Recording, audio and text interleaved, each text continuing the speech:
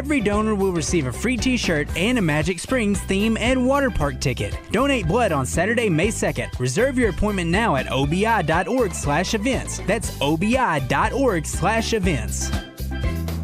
When work needs doing or the trail calls, you need a machine that's ready for both. Honda's line of Pioneer side-by-side. Choose the Compact 520, the powerful 700 series, or go big with the 1000 line. Built for 3, 5, or 6. Visit Honda of Russellville or hondaofrussellville.com today and find your perfect Honda Pioneer side-by-side. For your safety, read the owner's manual and wear a helmet and eye protection. Always wear a seatbelt and close the side nets and doors when operating. Honda side-by-sides are for riders 16 and older.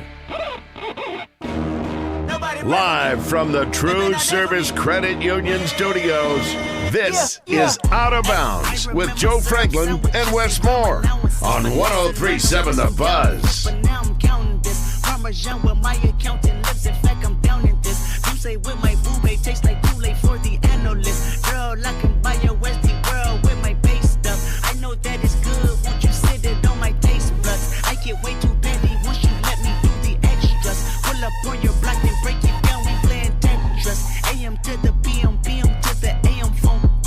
Welcome to Out of Bounds, live from TruService Credit Union Studio. Joe Franklin, Ethan Riggs, Kevin Bohannon joining us.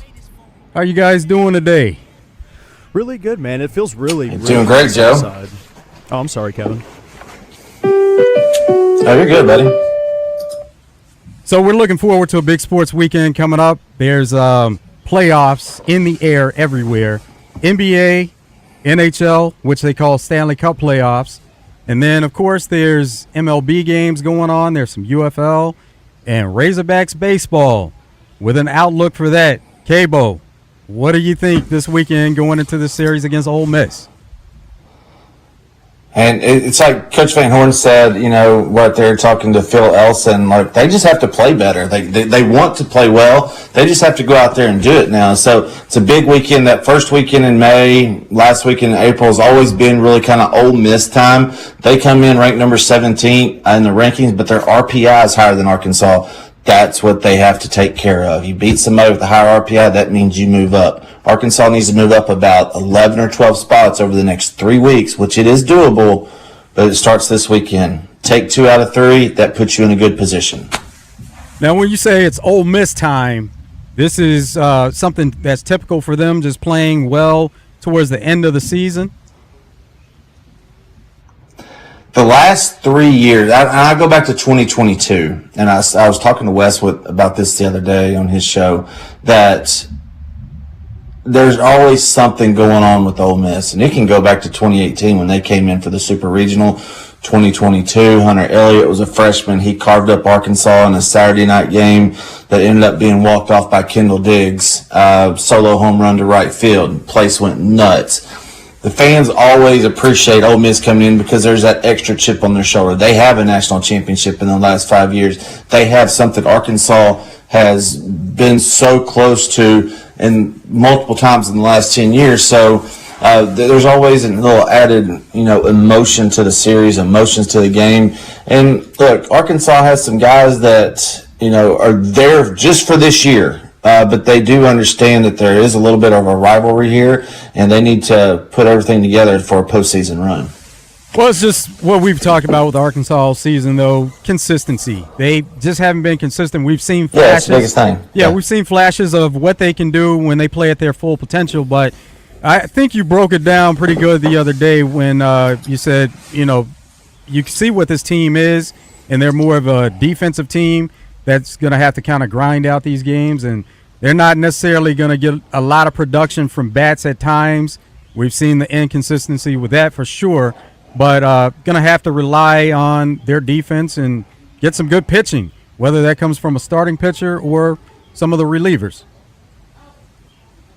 Yeah, and the enigma right now is kind of Colin Fisher. In his last 2 midweek outings, he's gone 7 1/3 innings with only 4 hits allowed. He allowed 2 at Missouri State, 2 the other night against Northwestern State. So if he can come out and do that kind of production, have that kind of production in SEC games, that just adds another arm. We don't know who's going to start on Sunday in Game 3. It's to be announced.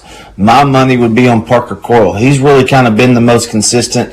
19 outings. He's only one behind Steele Eves in number of appearances for the season. He's second most on the team. 33 innings, 41 strikeouts, 7 walks. That is similar to the line that Cole Gibbler put up last year. Not as many, strikeouts per 9 innings, but when you have a 6-to-1 strikeout to walk ratio, that means you're throwing strikes. You're not giving free passes. You're not putting guys on, and that gives Coach Van Horn and Coach Hobbs some confidence in knowing that he can go out there and do it. He's made one start. That was against Georgia.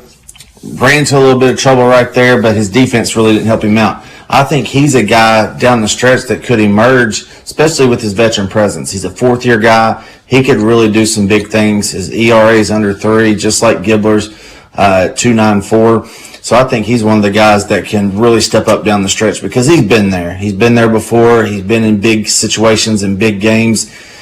So he can bring some of those younger guys along. Are they still at a point where they're searching for leaders from a hitting standpoint and from pitching?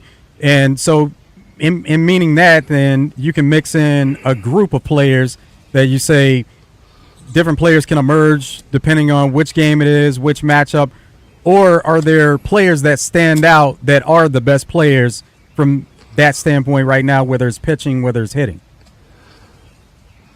Yeah, there's a clear separation. I'll start with pitching. There's a clear separation right now. They've only got about 7 guys that they can really rely on. Who's going to be that 8th, 9th, and 10th guy they can rely on? Is it going to be Tate McGuire? Is it going to be Cooper Dawsett? Is it going to be Mark Brissy? The rest of the guys, Fisher, Gackle, Dietz, Eves, Cole, Gibbler, and McIlvain, they're going to pitch. It's just a matter of when and how much. But they can't keep throwing guys twice a weekend out of the bullpen and expect them to be not fresh. Everybody's not fresh this time of the year, but have much left in the tank come postseason. That's what they have to look out for. And as far as the offense goes, Ryder Helfrich's been the El Capitan, the captain. He's been the emotional leader of this team, and he's the, I'm going to show it with my work ethic leader. In 45 games, they've played 46, and he's caught 45 of them. That just shows you how tough he is, how good he is. There's a reason MLB Pipeline came out with their top 150 rankings today. He was number 16 on the list. He's going to be a first-round draft pick.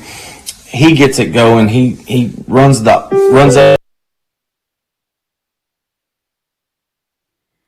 Cable went away there for a minute, Ethan, but getting a nice break. Okay, you're back. There you go. Still there? Start, yeah. Hey, Kevin, Sorry. I think we can hear you. You're good. Yeah, Camden Kojal is another one. He's got to get things going. He's a better hitter than what he's been. 304. He's kind of gotten it going lately. He's leading the team in RBIs, and now they just need some other guys to step up. Nolan Seuss has been pretty good. Kohio Aloy's up to 291 on the year. I wouldn't have thought that, a couple weeks ago when he was hitting 164 in conference play. He's actually raised that about 70 points over the last 3 weeks. So, guys like that, the guys that have been there, part of the program, they're going to be the core that everybody gravitates to over the last 3 weeks. Well, so we've seen that Kohio Aloy was really good last season, and then this season it's been kind of up and down for him. When it's been down, what have been the major issues that's kind of held him back? Yeah, the biggest thing is he's chasing pitches out of the zone and not being able to cover a part of the plate. When you can't cover a part of the plate, that gives pitchers added ammunition that they don't need. It's tough enough to hit a baseball, guys, especially when they're throwing 90, 95 with really good off-speed stuff. So when you cut a plate in half or 2/3 of it, you leave the outer third, which is what he usually does. So when he's good, he is staying on pitches and driving them up the middle, driving them to right field. The power component is not there this year for him because he's beating pitches into the ground. That just goes to swing path and how he's doing his approach with his swing and everything. So they don't do two-strike hitting very much at the University of Arkansas. It's full cut, do as much damage as you can. It doesn't matter. Something I don't agree with, but that's a hitting philosophy that Nate Thompson has had with this program ever since he's been there. So they're going to strike out more, but it's more risk-reward. So if he can stay on the pitches and drive them to the opposite field, you'll see right away if he's in the zone right away. Okay, so how do you correct, as you say, beating the ball into the ground? How does that get corrected? Yeah, the biggest thing is swing path. So you want to keep it, it's called maintaining barrel integrity, keeping the bat in the zone as long as possible, okay? So when you talk about getting on plane with a pitch, that's what that's talking about. So he's swinging over the top of everything, especially if they're breaking balls, he's not getting on plane with it. So there's a ton of drills that you can do, but the biggest thing is having a pitching machine that can mix up everything and they pick up spin. Even if it's just from spin recognition, you call out the number on the ball, and that means you're really seeing it really well. You put numbers all over the ball. If you can pick up the number on the ball, it means you're picking up the spin. Another thing that they can do is make sure that his bat path is getting in the zone and staying in it. When they talk about a steep swing, it's kind of down and up. That's kind of like a little uppercut swing. And he has that, from the time he loads his hands, drop and go. They kind of trying to elevate everything. So maybe flatten out the swing a little bit, keep it in the zone longer. That's the biggest thing that he can do moving forward. Coming up on the show today, if you want to get in, you can call 501-661-1037. Middleton Heat and Air text line, you can get in, same number, 501-661-1037. Mark the Magician is going to join us at 1:30. Neil Atkinson will be on from Bet Saracen at 2:30. And then Brian Edwards is going to give us some picks in that third hour at 3:30. And so we have a couple of comments already that have come in. And let's see what we have here. Okay, somebody's already trying to get something from Mark the Magician. So that's the one comment. They're trying to get ahead of it, K-Bo. That's it. Yeah, get them picks in, baby. It's money weekend. All right, so Kirby Smart, he made some interesting comments. He was on a podcast called The Next Round, and he was asked about what it is that's leading to this Big Ten success. And it's like the projection is that Big Ten is having so much success, and then it's taken away from SEC. Like, both conferences could be good at the same time. You see that championships have been won by Big Ten, so that's where it's kind of people are getting the perception that it is a big takeaway from SEC. But here's Kirby Smart, and it's kind of lengthy, so just stick with it. But he's kind of he's asked about it, and then he kind of gets into his thoughts on why Big Ten is having so much success. College football landscape has really, really changed. The Big Ten has won 3 straight championships. Straight. I mean, that's just crazy. The SEC dominated it for so long. What's your theory on that? Let me hear it. Why? You really want my theory? I want your theory. Yeah, I want to hear it because we just had more draft picks than them. That's right. Not overall. not in the first. That's right. That was a flip in the first because they had more in the first than SEC did. Yeah. But why do you think so here's my theory. As a football coach, you're not going to like my theory. I'll go ahead and tell you, okay? I like all theories. I think back in the day, when he is so setting you up to cut you down. Yes, I know. Just wait. He's going to bring up the paying the players. Well, everybody was paying players. Sure. I'm not saying like only Alabama was or only Georgia was. Everybody was paying players, but I think there was almost a handshake agreement. Like Alabama and Auburn, to a certain extent, were going to let it go on because they knew each other were doing it. But by God, they weren't going to let Ohio State come down here and get a player, or Georgia and Florida. They knew battling over South Georgia. We're both cheating a little bit, but we're not going to let Michigan come get a player. Well, now it's free game. Is there any validity to that? Is that a bad theory? I don't know. I can't figure out what it is. I just think they have a more competitive conference. Like the top of their conference, there's more good teams. It used to be Ohio State was good. Yeah. Like Michigan was really good. When Harbaugh had a great team, Indiana's good. Like now they got Oregon. They got a draw. They have an ability to attract good players. Now NIL has a factor too, for sure. But so does Miami. I mean, so does Florida. I mean, people have money. More people have money. That's right. So I think the talent is spread out thin. Where before in the SEC, it was a magnet to talent. The disparity was so great that it was like you couldn't mess it up. You'd win regardless. And now it's like, okay, it's more even, and it's just been 3 in a row. But it's crazy. Like when you were over here as a defensive coordinator, you would not have taken the Indiana job under any circumstances. No, probably not. There is no way they would have pried you away from Tuscaloosa. You were waiting for a better job than that. I agree with that. And now it's a national championship program, so it just shows you how quickly things can change in this landscape. That's true. It can change quick, but that doesn't explain why the Big. No, I agree with you. That doesn't explain why the Big Ten's been able to do that, and that's just, I have so much respect for them. I'm like, are they better coaches than us? Are they? And that's what all our coaches say. They're like, I think Joel Klatt says that. Yeah, I mean people have said that. I don't think that's the case because I don't think they're taking less talent in theory and doing more with it. Now, the other theory is, and this is what nobody likes to hear, is it's a lot of SEC coaches say this in my meetings. They say they don't have the grind we do. There's no way. They play 3 of their 9 games are hard. Their bottom 4 games are not our bottom 4 games. I'm going to play at Starkville and Vanderbilt's in my bottom 4, and I'm holding on to my butt to be able to play at noon on Saturday at Starkville and playing a good team who beat Arizona State, who goes and plays these other teams. So there is a theory that we're beating each other up, and it's like the intensity, and it wears you down. Yeah. I mean, Texas and Tennessee went to overtime in Starkville this year.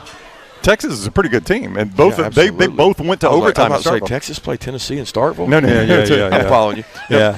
So how that would have been a fun game. From when you were. That's my point. No, they're not getting that, and that's I'm not going to say who says it all the time, but he's one of the SEC coaches, and I don't want to use it as a cop out, but it's like, dude, they're not even having to do their best plays. They're not even stressed during the week, and I'm like, well, I'm stressed no matter who I play. That's right. That's just how I'm wired. But their players get a mental relief, and then it's like, boom. They get to go to the playoffs and crank it up, you know. And, I mean, Miami beat, 3 or 4 SEC teams? They beat 3 or 4 SEC teams, but they didn't play the gauntlet that they played earlier in the year. Do you know how many NFL draft picks Miami faced in their conference schedule? Yeah, I saw this. 5. But wow. But that argument gets shot down. By what? By the fact they beat how many SEC teams? I know. No, you're right. Absolutely. They beat Florida. Yeah. Yep. They beat Ole Miss. Yep. And they beat Texas A&M. Texas A&M. Yeah, ultimately they play for the national championship. So absolutely, it's hard to take a shot at them. That's right. But they didn't play against a lot of talented rosters until the SEC teams. Now, don't know if I'm buying the fact that Big Ten isn't playing quality competition week in and week out, but on the other side, can buy into the fact that SEC, maybe they are wearing each other out and wearing each other down. But as far as how it's expanded and Big Ten being coast to coast and some of the teams they brought in from Pac-12 and the travel that's involved in that, we've heard a lot of complaining about that, where that seems like an excuse too. It's just you have to deal with the landscape you're dealt and go from there, and then everything shakes off once you get into a playoff setting anyway. And that's why we're looking at expansion in the way we are. It's going to give a lot more schools a chance, because if you did have some games that were dropped throughout the season, then you get into a playoff, you'll have a chance to make up for that.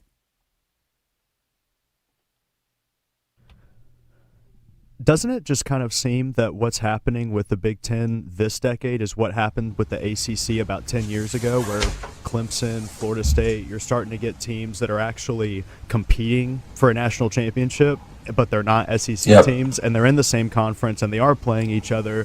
So they're getting big games because they're playing each other, but they're non-SEC, and now they're like, oh, we're this non-SEC, you know, we're a big deal. But the truth is that the funding for SEC schools is so much more constant, especially in that field. Like, there's a reason why Auburn and Alabama, their budgets are just huge for their football squads. Same with their basketball teams. And I think it's just a matter of time before their resources start to run out. We've seen it with Clemson. I mean, look at what happened with Dabo. 10 years ago, we would have said he's one of the best coaches in college football. Maybe he retires as one of the greatest coaches of all time. And it just kind of petered out as time went on. You know, that's what naturally happens with a lot of those programs. I think the difference is that things like Alabama, they last for 20 years, 25 years. I mean, they have the 2 greatest coaches of all time, Bear Bryant and Nick Saban. They have the 2 greatest coaches, and that's not a coincidence that they both coached for an SEC program and that they both coached for Alabama. That's just the truth. There's no way that ever happens at Clemson or Florida State. It's sad, but it's just true. I mean, look at high school football. How many of those guys were coaching local high school football teams? Their players are so great that they go play college, and then those college players want their old coach. That happens all the time, especially back in the day. And it happens not only with football, basketball. That's a way you get players to certain schools. It happens. Fab Five. Look at what, you know, Chris Webber and, you know, they brought one of their guys as an assistant coach up there at Michigan. So it happens everywhere. And to Smart's point about Big Ten being willing to adapt to NIL quicker, you know, it was when Ohio State won their national championship, they put the number out there, it cost $20 million to buy that roster. Okay. Now you're getting numbers up to 40, and now it's an arms race. I think it's always been an arms race, guys, and we know this. And like they were saying on that podcast, it's always been an arms race, but now it's all available for everybody to see. And now it's not taboo. And okay, we're going to let Auburn do it because we're doing it at Alabama, and vice versa. But teams were able to, like Mark Cuban saying, okay, Indiana's going to have a larger coffer to pull from this year. Kurt Cignetti went 16-0, took us to a national championship. Now we're just going to keep funding it. It all goes in cycles and everything, and Big Ten's having their time right now. SEC will come back around. I mean, you talk about depth. When you have 20 teams in a conference and, 10 of them are going to win 8 games or more, yeah, you're going to have depth because you have 20 teams, SEC has 16. That's still, top to bottom, it's really tough to go through the SEC schedule, like Smart says. So I don't think they're that far ahead. Maybe at the top in the top 2 or 3 teams, Oregon, Ohio State, Indiana this past season, all won at least 12 games, made the playoff. I just don't think they're that far ahead, but they were just willing to adapt. They were early adopters of the current landscape of college football. Yeah, and I think those are 2 major factors there that, first of all, you have to have a willingness to spend. And we see that these Big Ten schools, the types of budgets that they do have and the revenue they have coming in from some of the boosters out there, which you never saw before. But now you do see that they have a lot of money in their back pocket that it's at their disposal. And the other part of it, and Kirby Smart kind of got into this later in the clip, and it may not be a part of the clip that we actually have, but transfer portal, that's what kind of changed things, where we saw for years, and you mentioned it, Ethan, with Alabama, they had 5 stars littered through their entire roster. And now those 5 stars aren't sitting around waiting on their turn. What they're doing is they're going to some of these other schools, and all the talent is spread out, not only amongst the conference, but nationwide. It's the Wild it's called West. parity, and Sorry. Exactly. No, you're good. It is the Wild West, Ethan. It's like you're right. There's more parity across the landscape of all sports now. We talk about it in baseball, and you're seeing the Sun Belt Conference that has Arkansas State, Troy, Southern Miss. You're going to get 2 hosts from that conference again, Southern Miss and Coastal, and you're liable to get 3 or 4 teams. And it's not shocking to see a 4 come in and upset a 1. Like UALR did, Little Rock. I know it's not UALR anymore. But Little Rock, took LSU to the wire last year. They're getting guys from Mississippi State that don't want to sit there and wait their time. And it's the same thing in football. Arkansas has been the beneficiary of a few guys like that. Look at Drew Sanders. Look at Landon Jackson. Guys that were able to come into Arkansas and do big things. I think you're going to see it this year on the defensive line where they get guys from Oregon, Ohio State, guys that have been to USC.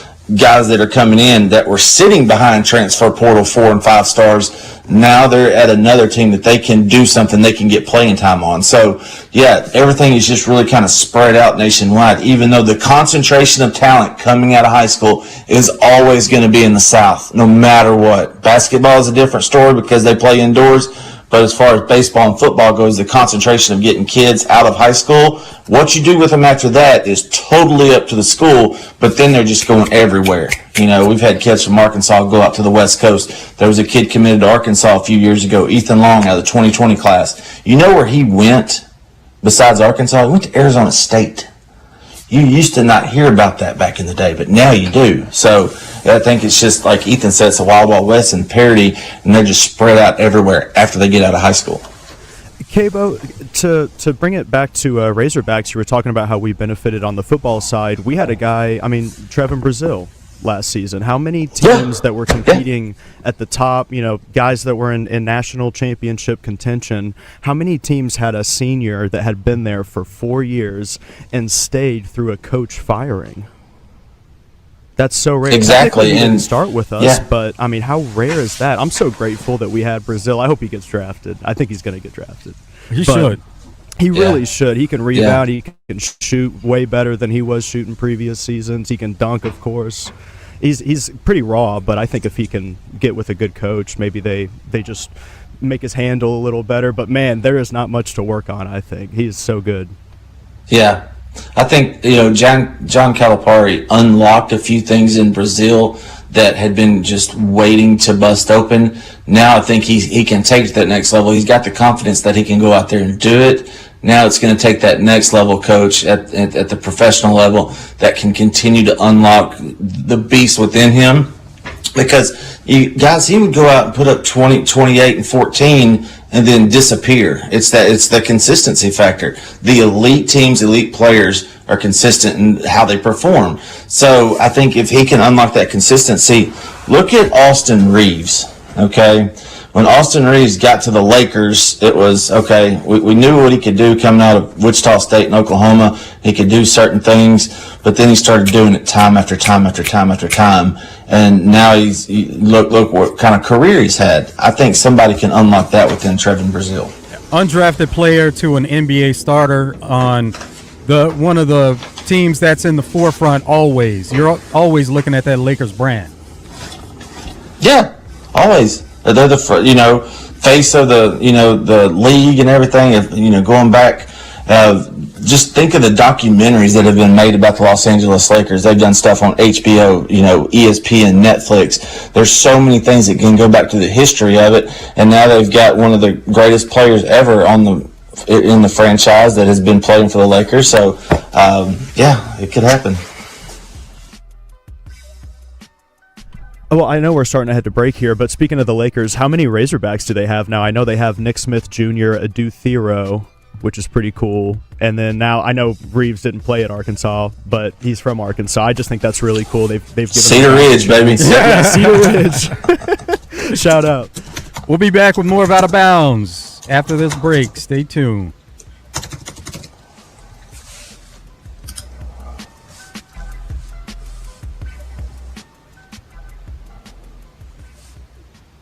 Fence Brokers presents Razorback Graffiti every Monday with Morning Mayhem. One sentence to let the guys know how you feel about the Razorbacks from Fence Brokers. Going the extra mile.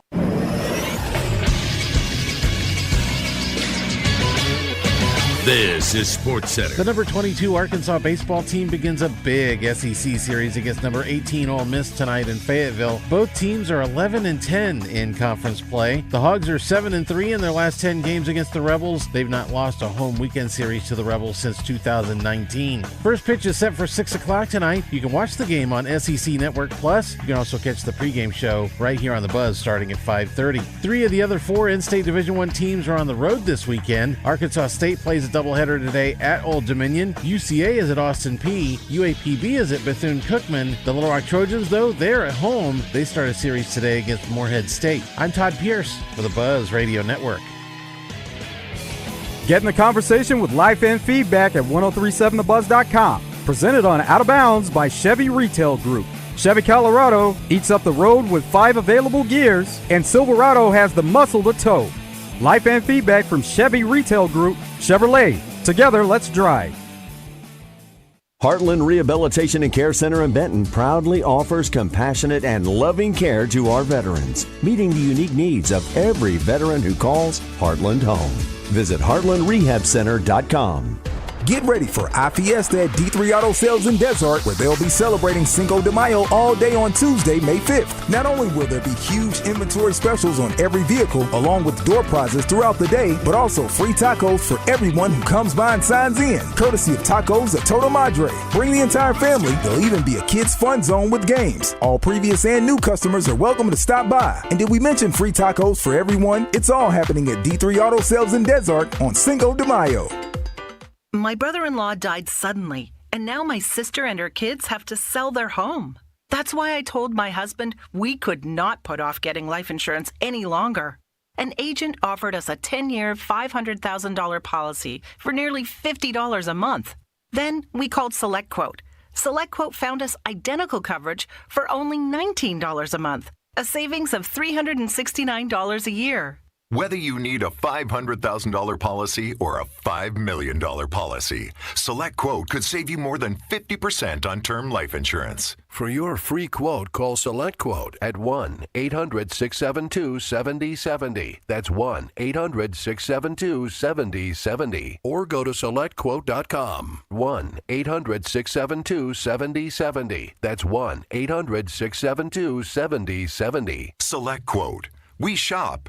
You save. Full details on example policies at selectquote.com/commercials. Ray Tucker with good news for enthusiasts of Triumph motorcycles. Honda of North Little Rock now carries the legendary classics and cutting-edge rides. We have the Bonneville Bobber, Daytona 600, the TF450X, the Stunning Evo Special Edition, and the Rocket 3 Evel Knievel. You get the idea. Come see us at Honda of North Little Rock, your family fun headquarters. Hallmark Cards presents Mother's Day at Walgreens. Celebrate every mother figure in your life with a Hallmark card at Walgreens. Show how much she means to you and how deeply she's loved. A Hallmark card is the perfect way to say thank you for all she does. Don't forget, Mother's Day is Sunday, May 10th. Visit Walgreens today to find the perfect Hallmark Mother's Day card and make her feel truly special. Mother's Day means Hallmark cards at Walgreens. Progressive presents Perfectly Bad Excuses for Missing Stuff to Spend More Time on Your Motorcycle. Hey, Suze, can't make it to your party. Gotta defrost some chicken. There's tenders, boneless thighs. Gotta keep an eye on it. Now that was a bad excuse. If you love your vehicle this much, get customized coverage from Progressive, America's #1 motorcycle insurer. Progressive Casualty Insurance Company and affiliates, not available in D.C. Hey, what's going on, everybody? I'm Wes Moore. Arkansas is known as the natural state, and around here, conservation isn't just a priority. It is a way of life. That's why the Arkansas Best Chevy dealers are proud to partner with the Arkansas Game and Fish Commission to help drive habitat conservation. In honor of this partnership, your Arkansas Best Chevy dealers are celebrating in a big way. They are giving away a 2027 Chevy Silverado 1500. It's a natural choice for the great outdoors.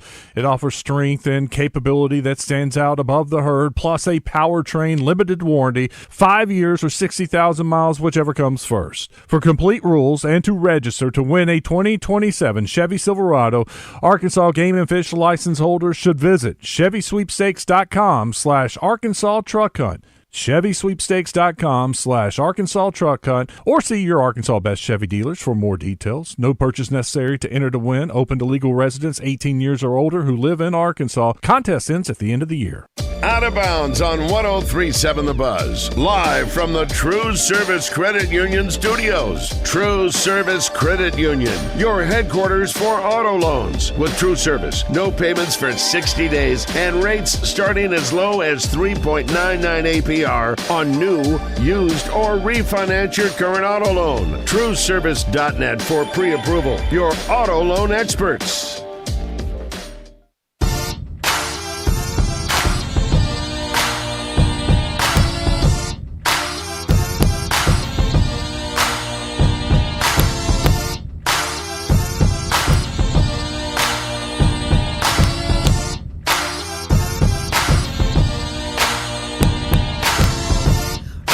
Drop top, put the top down, so you're switching lanes, girl.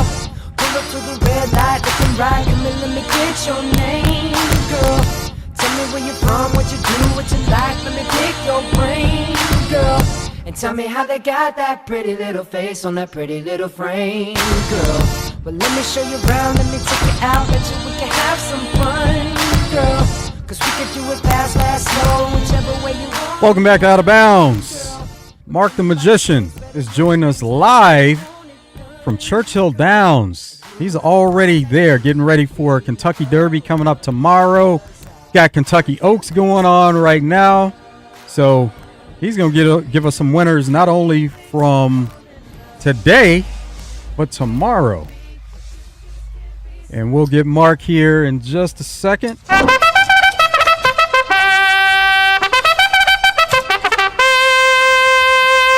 It's time for Mark the Magician, Out of Bounds horse racing handicapper. Take me down to the paradise city where the grass is green and the girls are pretty. Oh, won't you please take me home? Take me down to the paradise city where the grass is green Feeling it. Creek. Oh, look out! Mark the Magician. What's going on, Mark? How's everything there in Kentucky? Good afternoon, Freaky Joe Franklin. Back in the Paradise City, Louisville, Kentucky. Just ran race 5, my top choice, number 10, Prep. Got all the money going away. We've got a 13 race card today. The Oaks will go off at 8:40 p.m. tonight Eastern, which will be 7:40 p.m. your time there in Arkansas.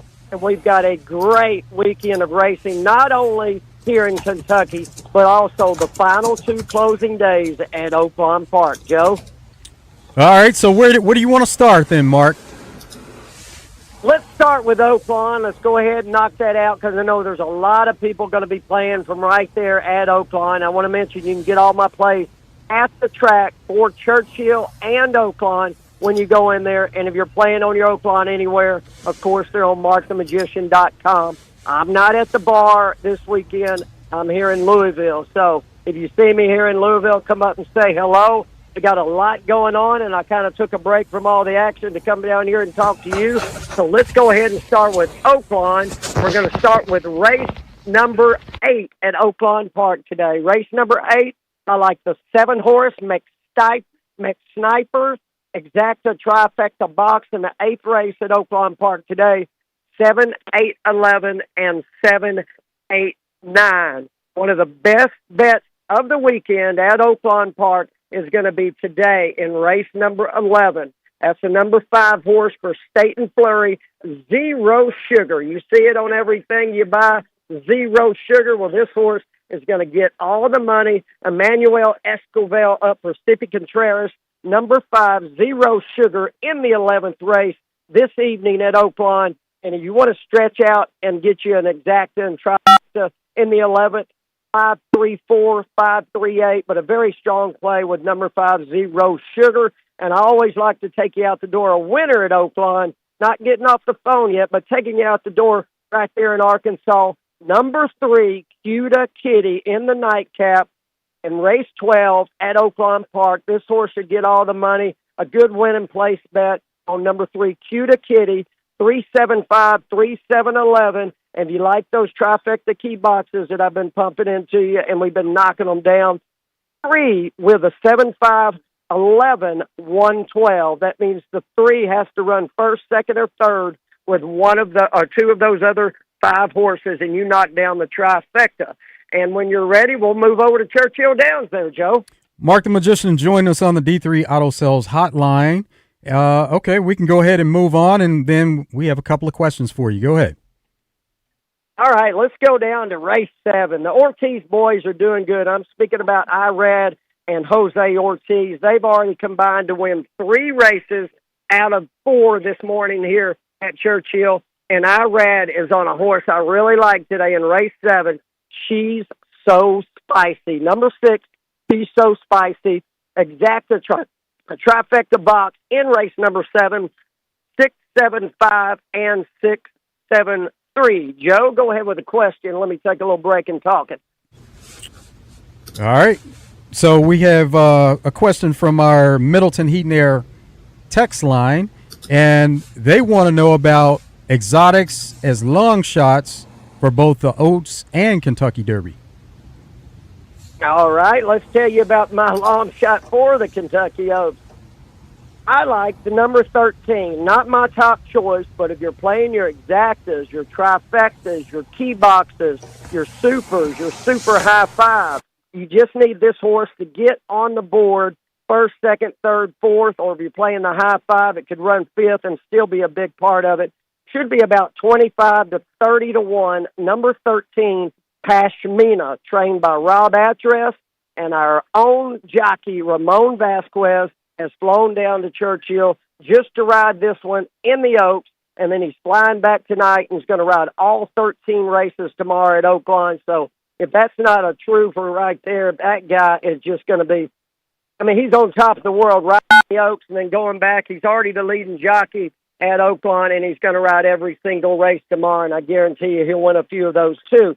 But if you're playing the Oaks today, my top choice is going to be number 1, Explorer for Bob Baffert, and my third choice, Zany. So 1, 13, 2, and a very interesting horse here, the 11, if you're playing your supers and your tries, Percy's Bar. Now, this horse is named after a man named Percy. He worked over 35 years at Keeneland at a little bar upstairs. I've had many, many cocktails up there, and he passed away not too long ago, and they named this horse after Mr. Percy. Percy's Bar, number 11. You'll be getting a lot of talk about that, I'm sure, tonight if you're watching the TV about all the horses in the Kentucky Oaks. Joe? Are you there? All right, Mark. Hey, it's Kevin. I got you here, Mark. You there? Did we lose you? Hello? Okay, so we have a Cabo is asking you a question there. Give it some time. There's a bit of a delay. Okay, Kevin. Okay, go Sorry ahead. about that. Okay. Yeah, it's been 40 years since Kentucky Derby winner came off the rail. Renegade is 4-1 odds to win. Does Renegade have what it takes to be the first winner off the rail in 40 years? He's got what it takes, but it's all about the trip, getting out of that gate, and it's not really on the rail like it used to be. They have moved the gate out a little bit, Right. so you're not really up against the rail like you were years ago.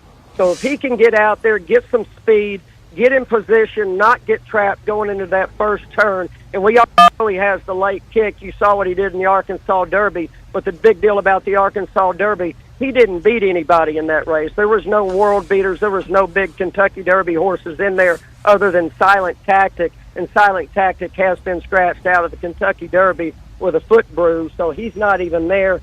So it's going to be real interesting to see what kind of trip he gets and what kind of ride that Ortiz can give him going into that first turn. And if he can get him in position to win, yes, he could definitely come rolling down that long Churchill down stretch and going 1.25 miles. Kevin? Hey, Mark, anything else we need to know for tomorrow for Kentucky Derby? You want to be sure and play all of your pick 3s and pick 4s, and they're all 50-cent wagers. That's really going to be where your money's at, and not on your win-play show betting. There's a Oaks Derby double today that you need to explore with that, and I'll give you a couple of my horses in the Derby. I don't have the names of them right here in front of me, but I know my top choice tomorrow in the Kentucky Derby is going to be number 14, Potente.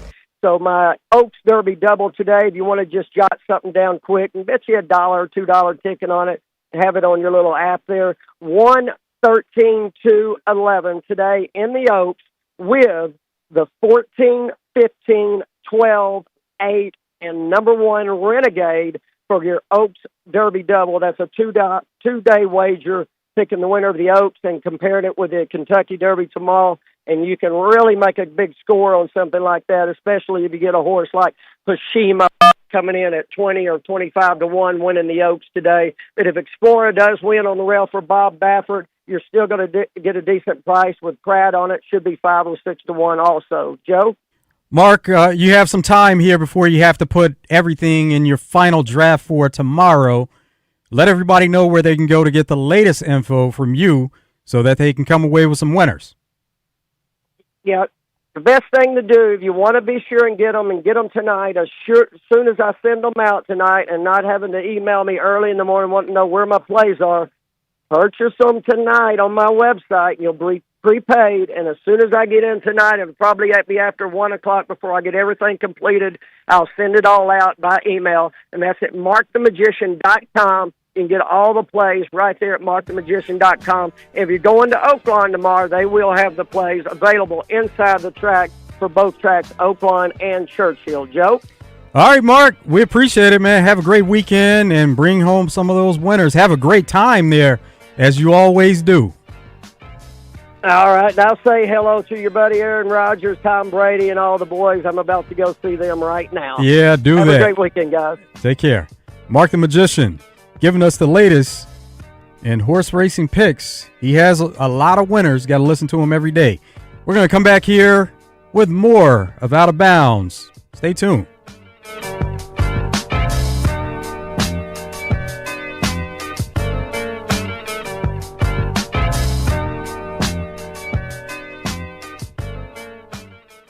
Everyone at U.S. Truck Accessories would like to extend their gratitude to the great customers that have supported them for 24 years. U.S. Truck wants to show you all how much you're appreciated. With family vacations on the horizon, U.S. Truck will install all bed covers purchased during the month of May at no additional cost. Free installation on bed covers. Make your vacation better with a visit to U.S. Truck Accessories and save some of your hard-earned money. U.S. Truck Accessories in Searcy or Conway. Work hard, play hard. Hey, this is Mitch at Red River Auto Group, and I'm working today. And today, as always, we're fighting where other dealers are advertising online prices that they actually don't give. You walk in the store, they're at $1,900, $2,900, or they're saying you don't qualify for this rebate or that rebate. And of course, we have to explain that to the customers. It had me thinking, they're probably explaining to their customers that we do the same thing. Well, we do not. Whatever you see online at RedRiverAutoGroup.com will be the price you get. Check us out, RedRiverAutoGroup.com. This is the Pigskin Preacher, bringing you the word. Irish poet William Butler Yeats writes in The Second Coming, "Things fall apart. The center cannot hold. Mere anarchy is loosed upon the world. The blood-dimmed tide is loosed, and everywhere the ceremony of innocence is drowned." These words were true in 1919 when Yeats wrote them. They remain true today as confusion and conflict continue around our planet. Then as now, how we live, what we value, and what kind of futures face our children and grandchildren matter. At Double B's, you will always receive a dose of Southern hospitality with a warm, "Welcome to Double B's." After all, we're neighbors. Stroll on by a Double B's today. We have 34 stores in the natural state to serve you. Double B's. It's where you gas it, grab it, and go. That's Double B's. Stay up to date with the latest Razorback news with the Red White Report every weekday with Justin and DJ on The Zone. The Red White Report is brought to you by Ortho Now, your walk-in solution for orthopedic care at the Orthopedic and Spine Hospital with UAMS Health. When you're hiring, have you ever felt like you're missing out on meeting truly great candidates for your roles? It seems impossible to find them, but they have to be out there somewhere, right? Well, they're not hard to find when you know where to go, and that place is ZipRecruiter. And right now, you can try ZipRecruiter for free at ZipRecruiter.com/radio. ZipRecruiter helps 10 million people with their job search every day.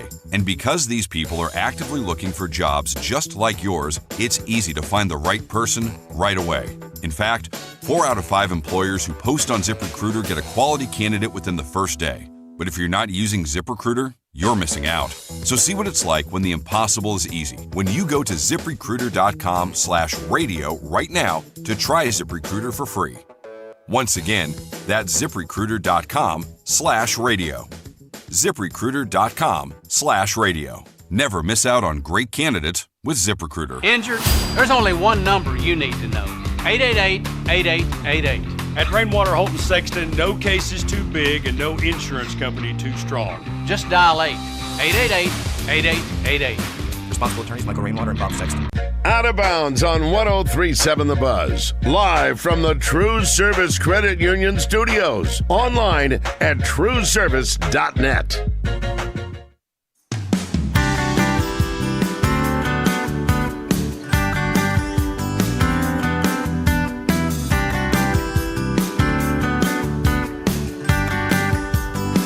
Somebody hand me a cigarette. I know I ain't had one in over a week. Somebody pour me a double shot. Been getting better by the day, but tonight I drink. You say I gotta get over you and get sober too. I got a lot of habits I gotta kick. Well, weigh out all your options and take your pick. Yeah, I can either burn the bar down, or I can take your number out my phone. I can give you up right now. Never want you. Welcome back to Out of Bounds. Live from TruService Credit Union Studio. Joe Franklin, Ethan Riggs, Kevin Bohannon. We're taking you here. We got a few minutes until top of the hour, till 2 o'clock. K-Bo, you've been watching. I know you're a baseball, you're all in on baseball all the time. What's the latest in MLB? Who's standing out to you, and what's up with some of these manager firings already? And they had a lot going on in Boston. There were a lot of people upset by what happened with Joey Cora getting fired, of course. The way everything went down with Cora, he was hired as the Boston Red Sox manager, and then he stepped away for a year. Then he came back, won a World Series. And, guys, they're 12-19. I mean, they're not, just down at the bottom of the barrel. They're not the Mets who are 10-21, but that was the problem, and they just weren't going in the right direction. Garrett Crochet, their ace, was not pitching up to his potential, so the owner decided they needed a change. That was the biggest thing right there. They're always looking at everybody getting better in their division. The Blue Jays were there last year. The Rays have been there. The Yankees are the Yankees. So, all of a sudden they're at the bottom of the American League East. And now they got to figure out a way to get back towards the top. So, we talked about parity earlier. The American League West, the A's are 17-14, and then you have the Mariners at 16-16. Rangers are 15-16. Even the Astros and Angels that are 12-20 right now are not completely out of it right now. You're seeing the teams that spend more are going to be playing better right now. The Braves, I think they are a World Series contender, bar none. They're 6.5 games clear of anybody else in the National League East right now. They have the best record in baseball. So, the NL Central, where although we have a lot of Cards fans in here and a few Cubs that listen to us, that's going to be a very competitive division.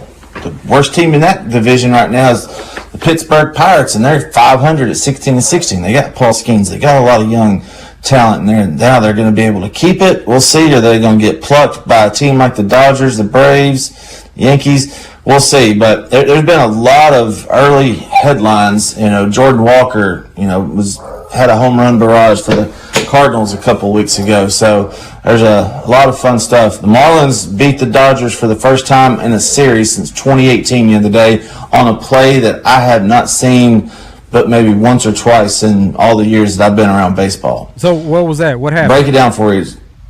Yeah, it's 3-2. There's a tying run at second base, a tying run at third base. There's only one out. There's a ground ball to second base. Shohei Ohtani's the runner at first. Freddie Freeman's the hitter. Ground ball to second base. Ohtani takes off and then starts to back up towards first base to give the runner time to score from third. Okay? Not necessarily a double play.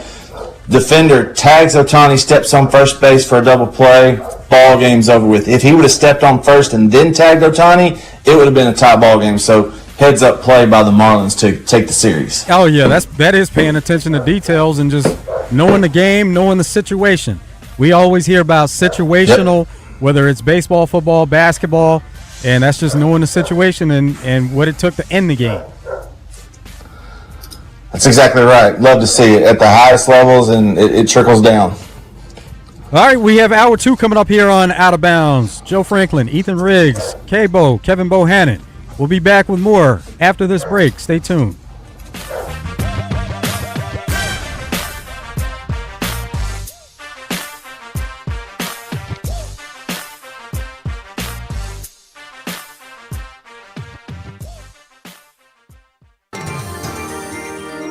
Hey, Danny, happy Mother's Day. Thank you, Howie. What'd you bring me? I didn't bring you anything because you're not my mom. Well, that's true, but what could someone get me at Robert Irwin Jewelers for Mother's Day? Well, if they spend $1,499 or more, they can get a pair of half-carat 3-stone diamond earrings absolutely free. Wow, I hope you're listening up, fam. Yeah, bring the family. Come on in. Find something special for Mom. We've got something in anybody's budget, something that's going to make Mom feel really special this year. Get to Robert Irwin Jewelers, 5 locations, or online at rijewelers.com. Love you, Mom. Hey, guys, it's Dee Dee from Ava Bella Day Spa. Guess what's right around the corner? Yep, Mother's Day. And we have the special packages for you. The Mama Time for $100. All the way up to the Mom and Me, where 2 of you get to come into the spa. Go to avabelladayspa.com, click on Instant Gift Certificates. You can print it off or send it right to the recipient.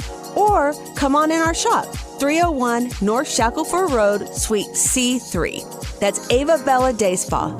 Are you still on the sidelines? Then it's time you suit up and get in the game. Download Arkansas's favorite sports wagering app, Bet Saracen, today.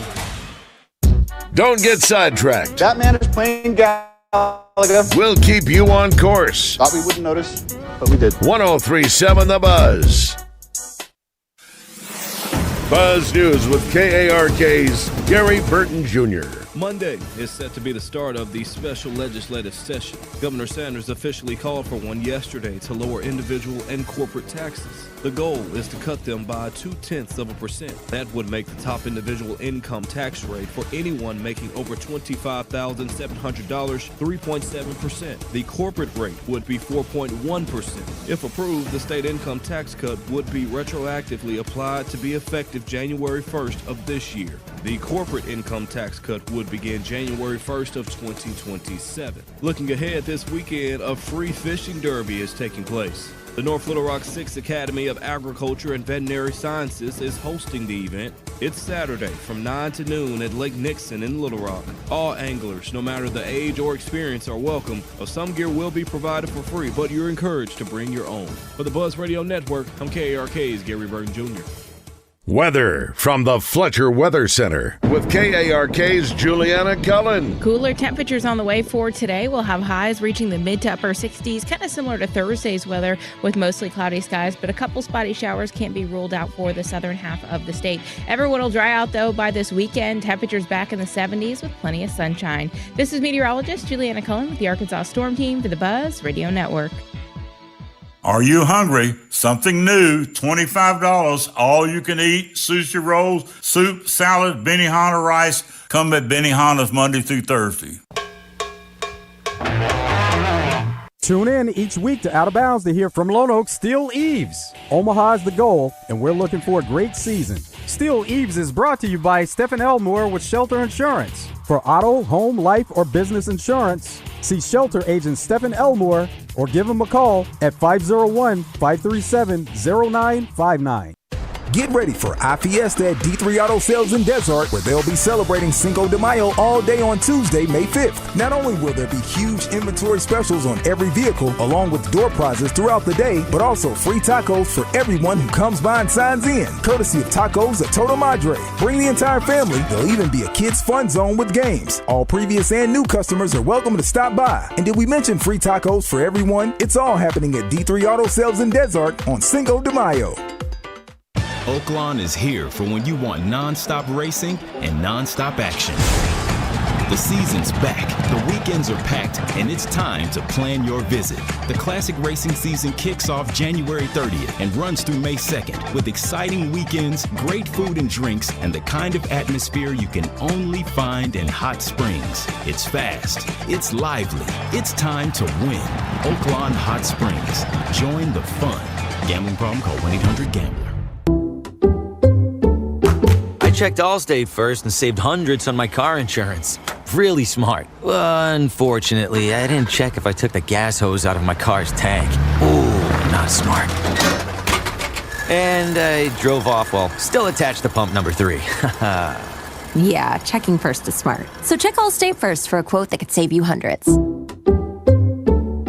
Potential savings vary, subject to terms, conditions, and availability. Allstate North American Insurance Company and affiliates, Northbrook, Illinois. In today's fast-moving job market, staying ahead means keeping your skills sharp. At University of Maryland Global Campus, we help keep your capabilities cutting edge with our skills-based education programs designed to move your career forward.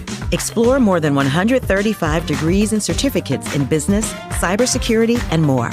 Apply now and save with no application fee. Classes start May 13th. Learn more at umgc.edu. Certified to operate in Virginia by SCHAF.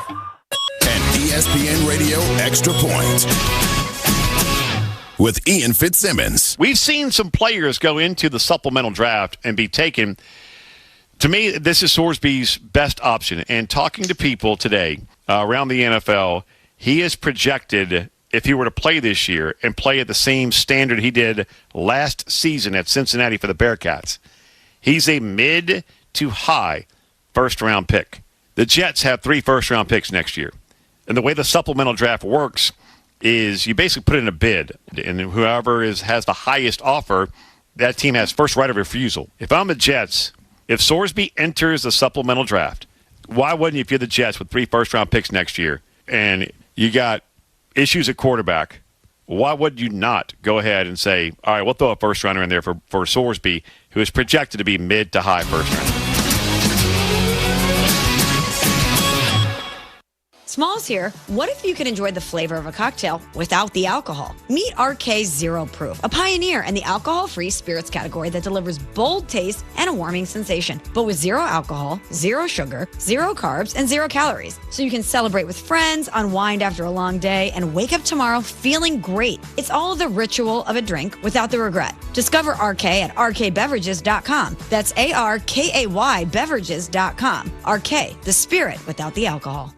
Evan Cohen here. PayPal is now the official peer-to-peer payment sponsor of the NFL, which means all the money moments that fandom creates, whether splitting tailgate costs or chipping in on tickets and game day food between friends, are covered. Wherever the game is played or watched, PayPal moves with fans. You can send money through text, email, or directly to your friends with eligible accounts on Venmo. Just download the PayPal app, share all the moments that matter. Account with PayPal is required, not available in all regions where PayPal operates.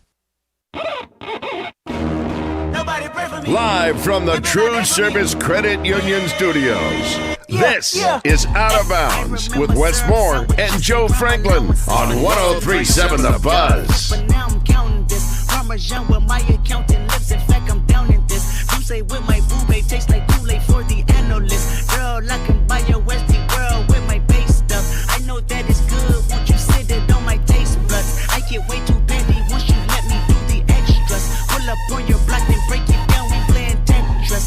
AM to the PM, PM to the AM phone. Eat up your per diem. You just gotta hate them phone. If I quit your BM, I still rock Mercedes funk. If I quit this season, I still be the greatest funk.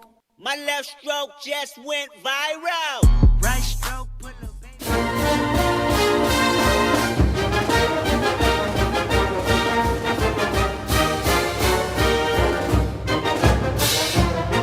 It's now time for your Razor Hog update here on Out of Bounds.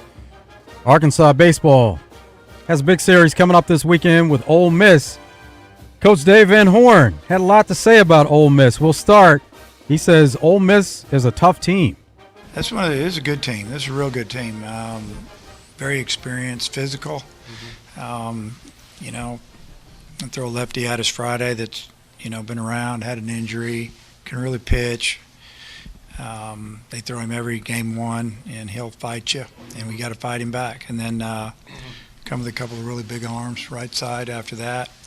I think they've got 70-some home runs, and they had a hard-fought series with Georgia. I mean, they were down 8 runs in the first game, and they came back and won. And then the second game, they're down 2 runs. In the bottom of the 9th, hit a 2-run homer, tie it up, and ended up going, like 15 innings, and they lost. And then they got beat in game 3. So they fought pretty hard. Then they had to play Ole Miss in that midweek non-counter that probably neither of them really want to play, honestly. And now they're coming up here. But they're good. Obviously, they're well coached, and it's a big series for both teams. He also says that Hunter Elliott is hard to beat. He's been good against everybody. Yeah. And, he just competes. He can get behind in the count. He can come back. He holds runners really well. He changes speeds. His fastball's anywhere from probably 89 and 94, somewhere in there most of the time. And, he pitches in on righties. He pitches. He's a pitcher. And, he's hard to beat. It's hard to get out of a game. And you just try to fight him, get his count up a little bit, and hopefully you got the lead. Something that Cable referred to. Coach Van Horn says Ole Miss is a rivalry series. I think it's kind of a rivalry. I mean, their rivalry games are always going to be Mississippi State over us, but there's a lot of teams that we kind of have that feel for. There's just so many good teams, and it's to me it's almost what has gone on the last few years. How have your series gone? What has it meant? And then you kind of develop a little bit of a rival. And, I don't know if we really have a rival. We just play. On the schedule today for Razorbacks Athletics, have men's tennis taking on Cornell. You have track and field there at Peyton Jordan Invitational. Of course, there's baseball. And then softball is taking on Texas starting tonight also. And then going into the weekend, you have more from women's track and field, LSU Invitational. What'd you think there, Cabo, of what Coach Van Horn had to say? I think he was spot on with everything. Going back and looking at Hunter Elliott, I mentioned, going back to 2022, he's faced the Razorbacks. I think he faced them 3 times that year. He was 23, was cut short with an injury, missed 24, and then he faced them in 25 once. So he's faced them at least 4 times that I remember over his career. Now, the difference this year with Elliott, his walks per 9 inning have gone up quite a bit. He's walking about 4.5 batters, per 9 innings. His strikeout to walk ratio is not even 3-1. He's still striking out a lot of guys. 75 over 56 innings. That's about 12 per 9 innings, if I'm not mistaken. And then 28 walks. So he's given up more home runs. He's given up 8 home runs. That's the most he's given up in a season ever. So that goes to, how is his stuff playing? Okay, he's always had a really good change of speeds.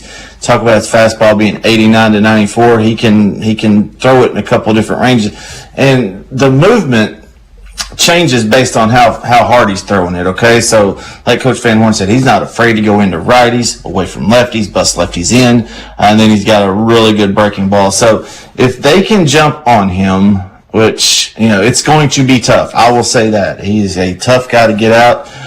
They're going to have a shot tonight, but it's all about Hunter Dietz, throwing well, playing well. It's a tough team. They've got some guys that have been around for a while. Like I mentioned, earlier, Judd Utermark, Owen Pano, Will Furness. These guys have been around for a while. Tristan Bezzetta's got 19 home runs. Utermark has 17 home runs. They've got 78 as a team. Arkansas's got 63. So keep the ball in the ballpark. They're going to try to play big boy ball. Defense is about the same as Arkansas. So it's a pretty evenly matched series. Middleton Heat and Air text line. What about Carson Wiggins? Somebody's wondering. What's up there? Yeah. Coach Van Horn mentioned off air the other day, and this was with Phil Elson, and that he could be back this week.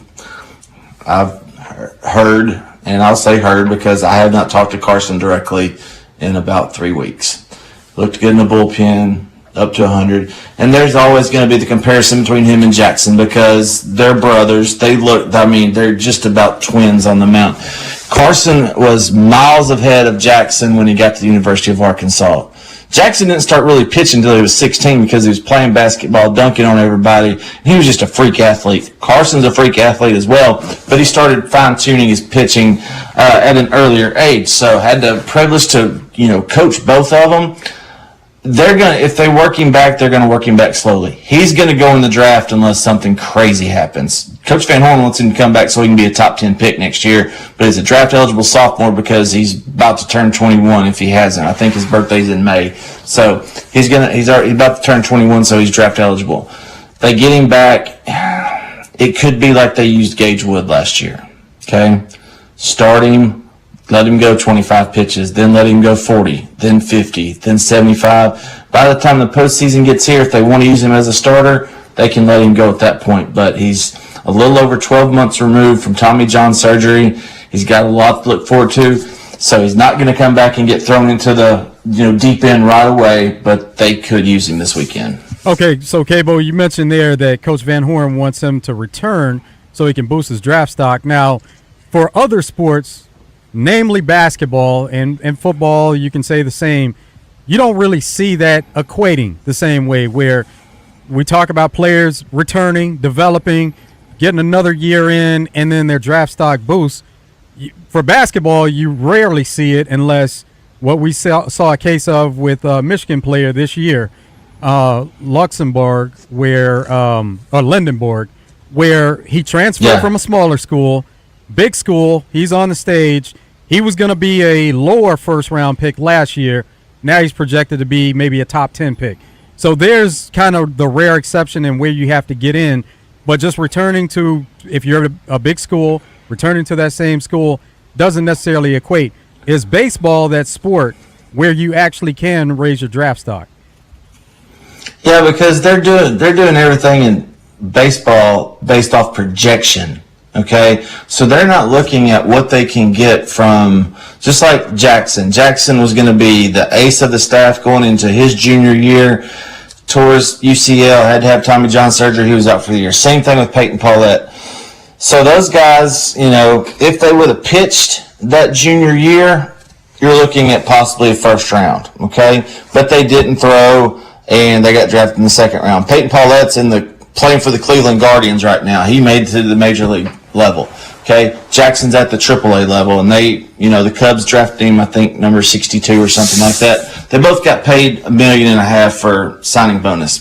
So what Carson's looking at is, okay, if I do not pitch an inning for the University of Arkansas, I'm probably going to get drafted in the first 80 picks based on what I've shown and what teams think I can do moving forward. Okay, but if he comes back, pitches, and says, okay, I have actually 3 years left because, last year was my freshman year. I could use a redshirt year. So, but his highest leverage is at this point. So even though he could come back, pitch as a junior next year or a redshirt sophomore, he would still have another year of eligibility. So he could say, hey, I'm just going to come back again, but he wouldn't do that. So he does have the highest leverage that he could ever have right now, but he's one of those weird instances. It was like Caden Wallace. They were only here for 2 years. Andrew Benintendi's another one. He struck while the fire was hot and, won the Golden Spikes and got drafted number 7. So there are instances where baseball guys can do it because it shows their projectability going up if they continue on the trajectory that they're on. And that's the key to it, K-Bo. For all these sports, you have to, when you're at your highest, that's when you have to go and declare and try to become a pro because you don't know what's going to happen after that. So anything after that, returning for a year, nothing is guaranteed. You're taking a risk for injury. And so with baseball, can players be hurt in the same way where they return and their stock goes down? Because we hear so much about the age argument. If they are older players, now MLB teams have leverage on them, and they really don't have much leverage. That's just like Kevin Kopps. Kevin Kopps is about to be 29 years old, or he is 29 years old. The Padres cut him before the season started back in March. And, he had that great year in 2021. Other than that, he would have been a late-round draft pick, but he got drafted in the 3rd round by the Padres because they saw something in him. He's trying to bounce back and make his way through. Brady Slavens is another example. Brady went to Wichita State as a shortstop, and then he went to, I believe, Johnson County Community College, and he played corner infield. Then he was at Arkansas for 3 years. He could have got drafted after the first year, but he really couldn't have done anything. And after 2 years, he had lost all of his leverage at that point. So he just, it'd be better for me to come back and play another year and try to win a national championship. Will McIntyre, same kind of situation. Look, not going to get drafted. I'm going to come help University of Arkansas win. There are certain situations where guys, reach that age limit. They want to get these guys in young. 21 is really, that's why they set the age at 21 where you can get drafted, out of college if you've only been there in 2 years. Because that's, that 21 to 24 range. You're in high A, double A, and making a push at that time. Jackson Wiggins is 24. He's in triple A. Could make a move. Same thing with Hagen Smith. Hagen Smith's going to get in the White Sox organization by the end of the year, I believe. It's that time in their life where they're really making a push to get to the highest level. Is anyone else getting flashbacks to Nick Smith Jr. here? Right. That's all I could think about. I mean, he's been doing good. Again, hey, he's a Laker. He's one of those guys that's in the playoffs right now for us. But obviously that year at Arkansas is infamous for all the wrong reasons, And it's about being in the right situation because Hornets, the team that drafted him, seems like they may have given up on him too soon. And now maybe he's in a better situation overall, better organization. For sure, and I think J.J. Redick is actually kind of underrated as a developmental guy because I think Austin Reeves has actually improved. I think Luka may not be doing what he was doing on Dallas. I think that's because he's playing with LeBron and playing with Austin Reeves. I think it's okay for him to take that backseat a little bit. But to bring it back to Arkansas, Joe, earlier you were comparing, okay, in football, basketball, sometimes you need to get back out there to show that. Well, in the Nick Smith Jr. case, it's just kind of funny because we saw him come back, and then it was like, oh, no, you're going to hurt your stock if you keep playing because clearly you're not at 100%. So, thankfully in baseball, maybe a guy can bounce back from an injury. Obviously, Tommy John is such a serious injury.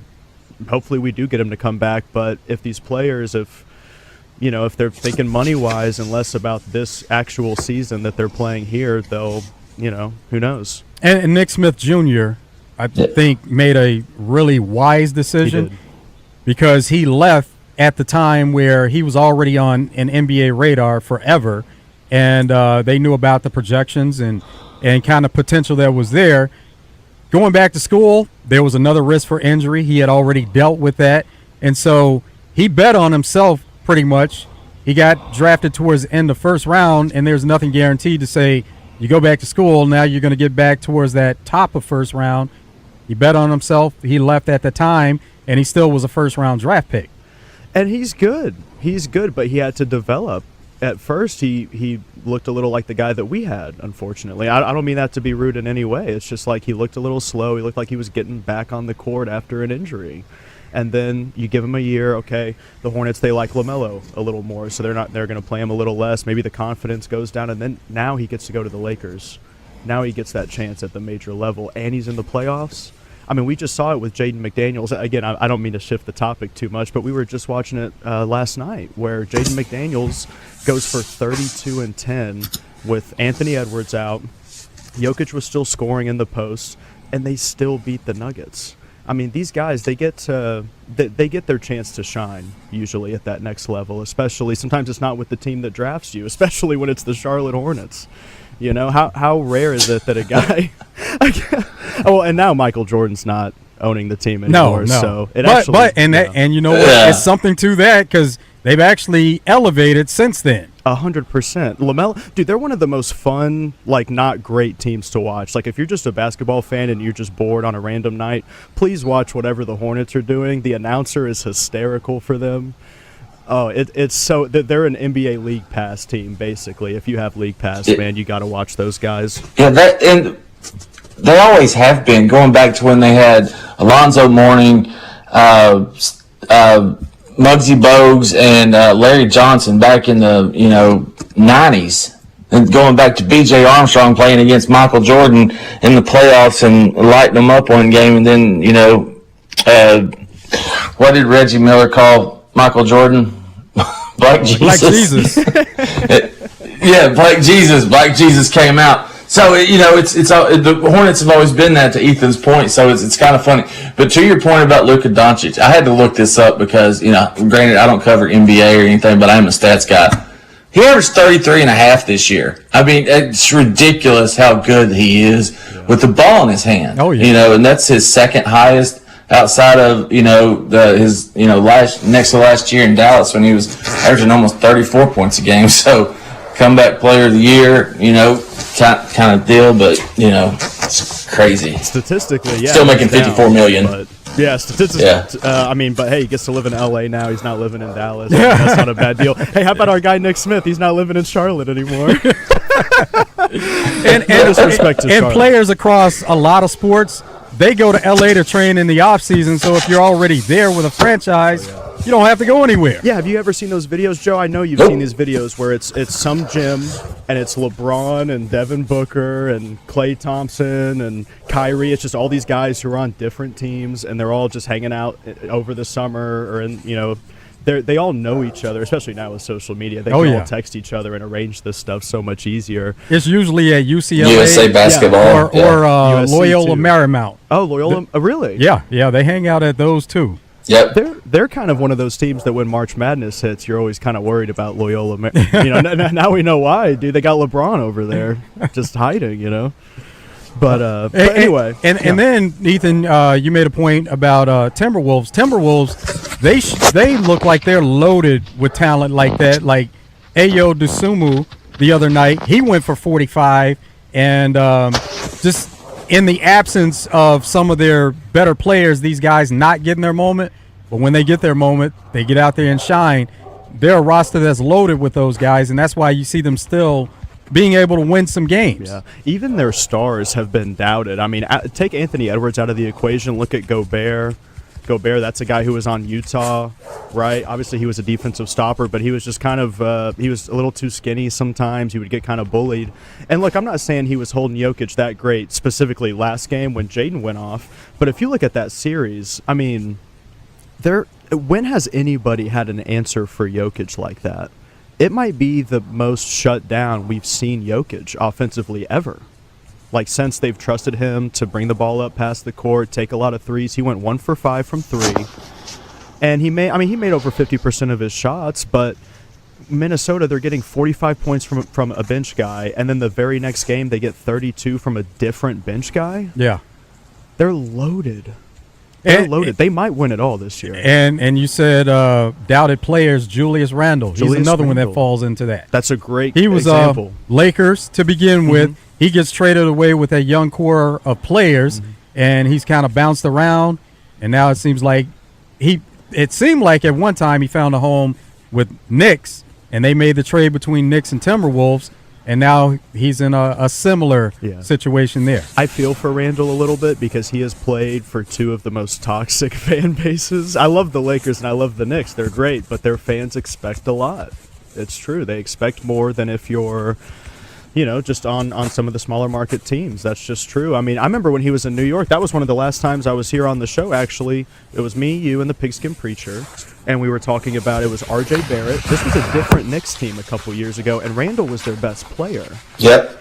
Oh, yeah. I mean, I feel for Randall a little bit because I just don't think he was ever the number one guy. I think he is at home right now because the number two guy is really Gobert, but he's a defensive guy.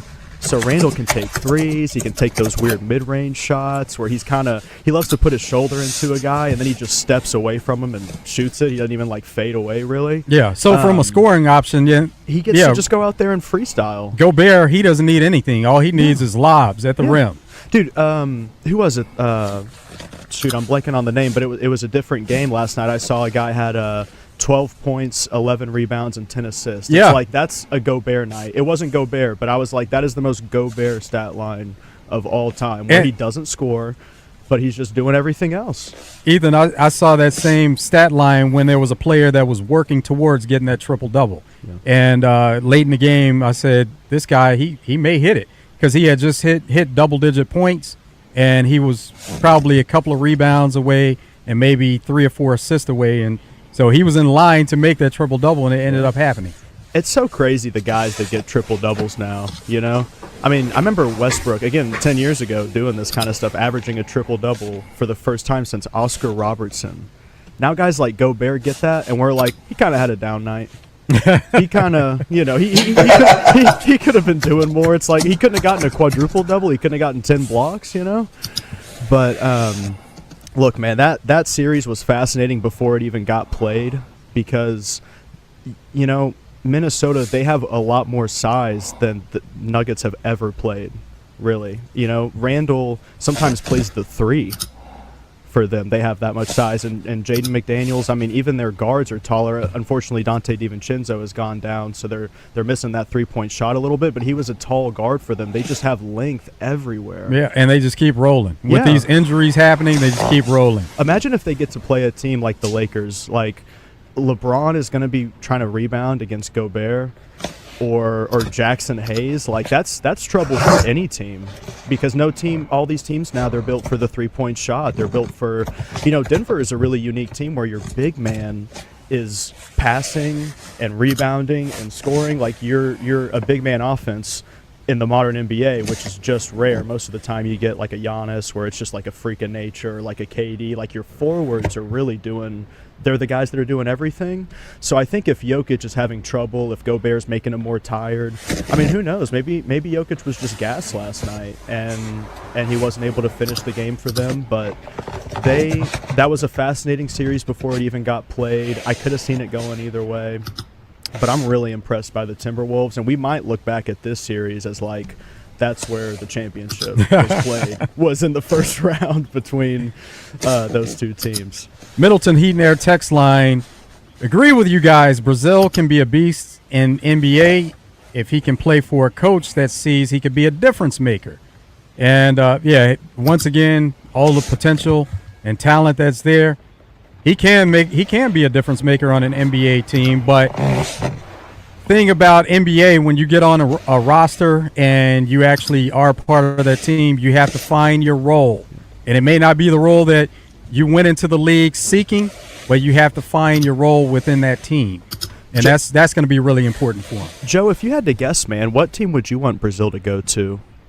Man, I think he can help a lot of teams. Like he can slot in a lot of places. Atlanta Hawks. We see that they're in the thick of a playoffs, and they got eliminated, but they are a team that could use a little more talent there. Him and Kuminga. I mean, that's your 4 and 5 right there. Have them swapping on the post. They can guard the big guys. Brazil might need to add a little bit more muscle, but he's kind of got that Gobert where sometimes he just jumps, man, and you're just like, there's no way.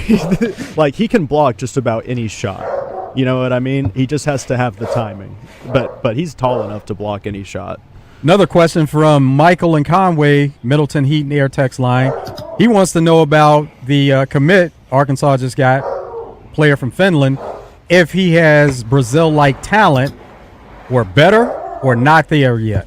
So what I would say is same thing. He has a similar skill set, similar body type, and there's potential there, but I wouldn't put him there yet because you don't necessarily want to put too much on him.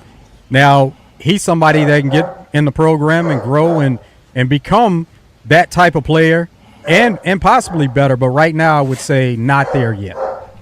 Truthfully, Joe, I think my biggest worry... he's one of those... Yeah, I'm sorry, Cabo. Go ahead. No, I was going to say, a lot of upside. That's the biggest thing they got with Murinon right now is big upside. Cabo, don't you kind of worry that they're going to play him too early, though? Like, maybe he'll have to carry a bit of a burden as a freshman. Maybe he won't get as much time on the bench to just sit, kind of see the game at the D1 level. Yeah, because you're coming over from playing overseas, and the game's going to be a little bit different, but we've seen the infiltration of, the European basketball and everything overseas into, the game in the States now, but we'll see what happens. All right, another comment here, Middleton Heat and Air text line. So this goes back to our previous conversation, and it says not the amount of NIL these playoff teams have, it's how they're using it. They're getting very experienced, battle-tested players at key positions, not throwing money at freshmen that won't have an immediate impact. Now, of course, you're going to lose some of those guys, and Kirby Smart kind of alluded to that. First 2 years of NIL was a bidding war for top freshmen. Now it's the opposite with the portal. There's a lot of truth there. Yeah, and there is a lot of truth there, Joe, and now it's okay.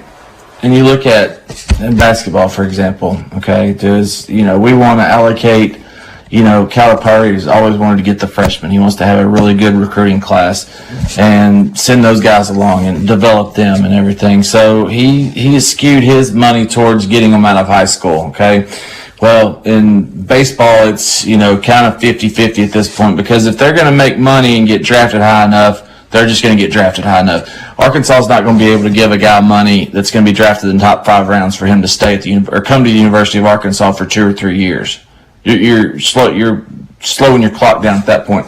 So for football, you've seen that teams get older. You've seen teams like Indiana that their average age is like 23, 24 years old.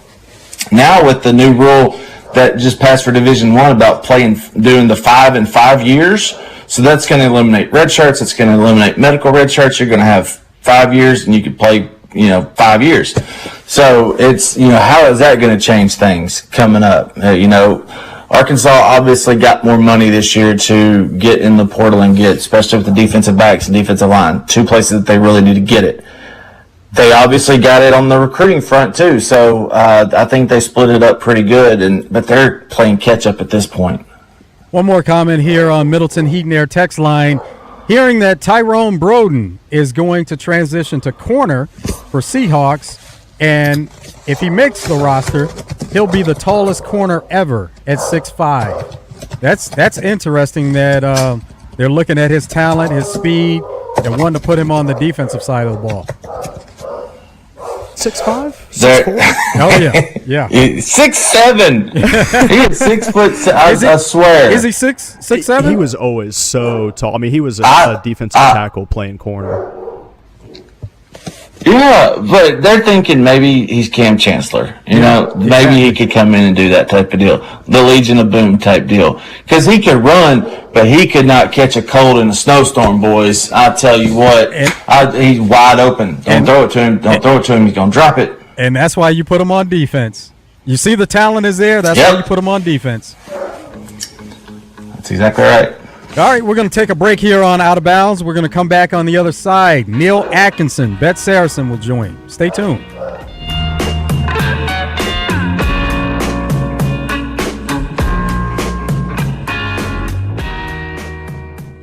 Out of Bounds Hotline on 103.7 The Buzz is presented by D3 Auto Sales, Arkansas's #1 independent used car dealership, specializing in level and lifted trucks. D3Autosales.com.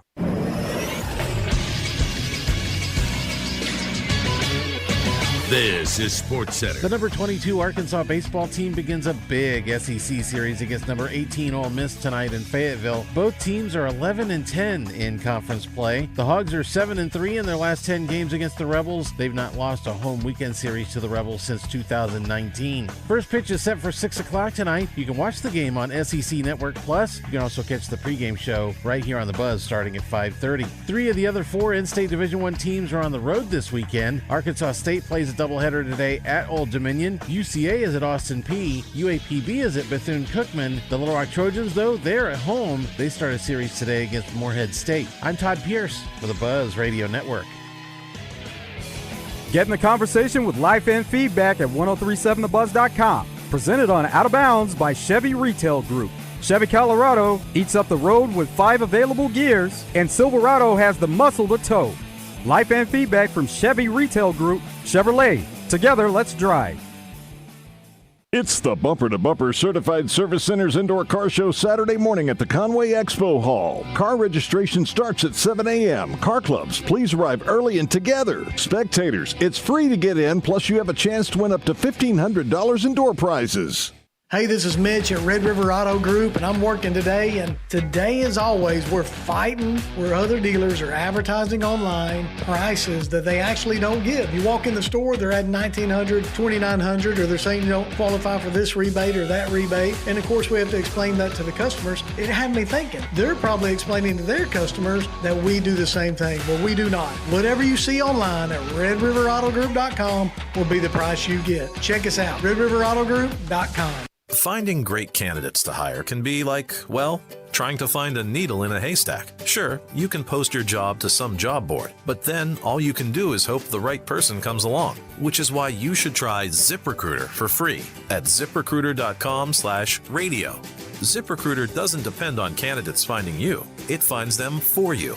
Its powerful technology identifies people with the right experience and actively invites them to apply to your job. You get qualified candidates fast. So while other companies might deliver a lot of hay, ZipRecruiter finds you what you're looking for. The needle in the haystack. See why 4 out of 5 employers who post a job on ZipRecruiter get a quality candidate within the first day. ZipRecruiter, the smartest way to hire. And right now, you can try ZipRecruiter for free. That's right, free at ZipRecruiter.com/radio. That's ZipRecruiter.com/radio. ZipRecruiter.com/radio. ZipRecruiter. Horse ownership shouldn't feel confusing or overwhelming. At Winner's Circle Concierge, they help owners enjoy racing without the learning curve. They handle licensing, communication with trainers, race placement, and billing, so you get clarity, not chaos. Whether you're new to racing or short on time, they manage the details so you can focus on the thrill of the sport. Winner's Circle Concierge. Contact them today at 870-942-9382 or learn more at WCCRB.com. To celebrate their partnership with the Arkansas Game and Fish Commission, your Arkansas Chevy dealers are giving away a 2027 Chevy Silverado 1500. For complete rules and to register to win, current Arkansas Game and Fish license holders should visit ChevySweepstakes.com/Arkansas Truck Hunt or see your Arkansas's best Chevy dealer for more details. No purchase necessary to enter or win. Open to legal residents 18 years or older who reside in Arkansas. Contest ends 12/31/26. Void where prohibited. 1067 Buzz 2 is your home for Arkansas Travs baseball. Hear every pitch, every crack of the bat on 1067 Buzz 2. For the full calendar, go to Travs.com. It's the greatest game on dirt, and you can hear it all on 1067 Buzz 2. Out of Bounds on 1037 The Buzz. Live from the TruService Credit Union Studios.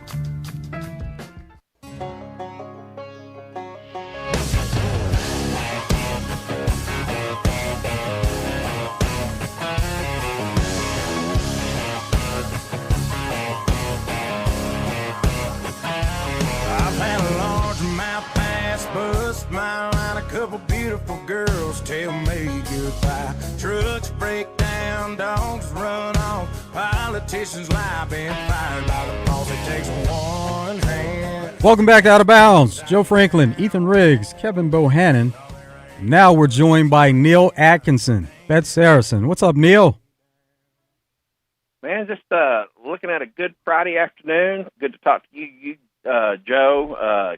Good to hear Kevin on.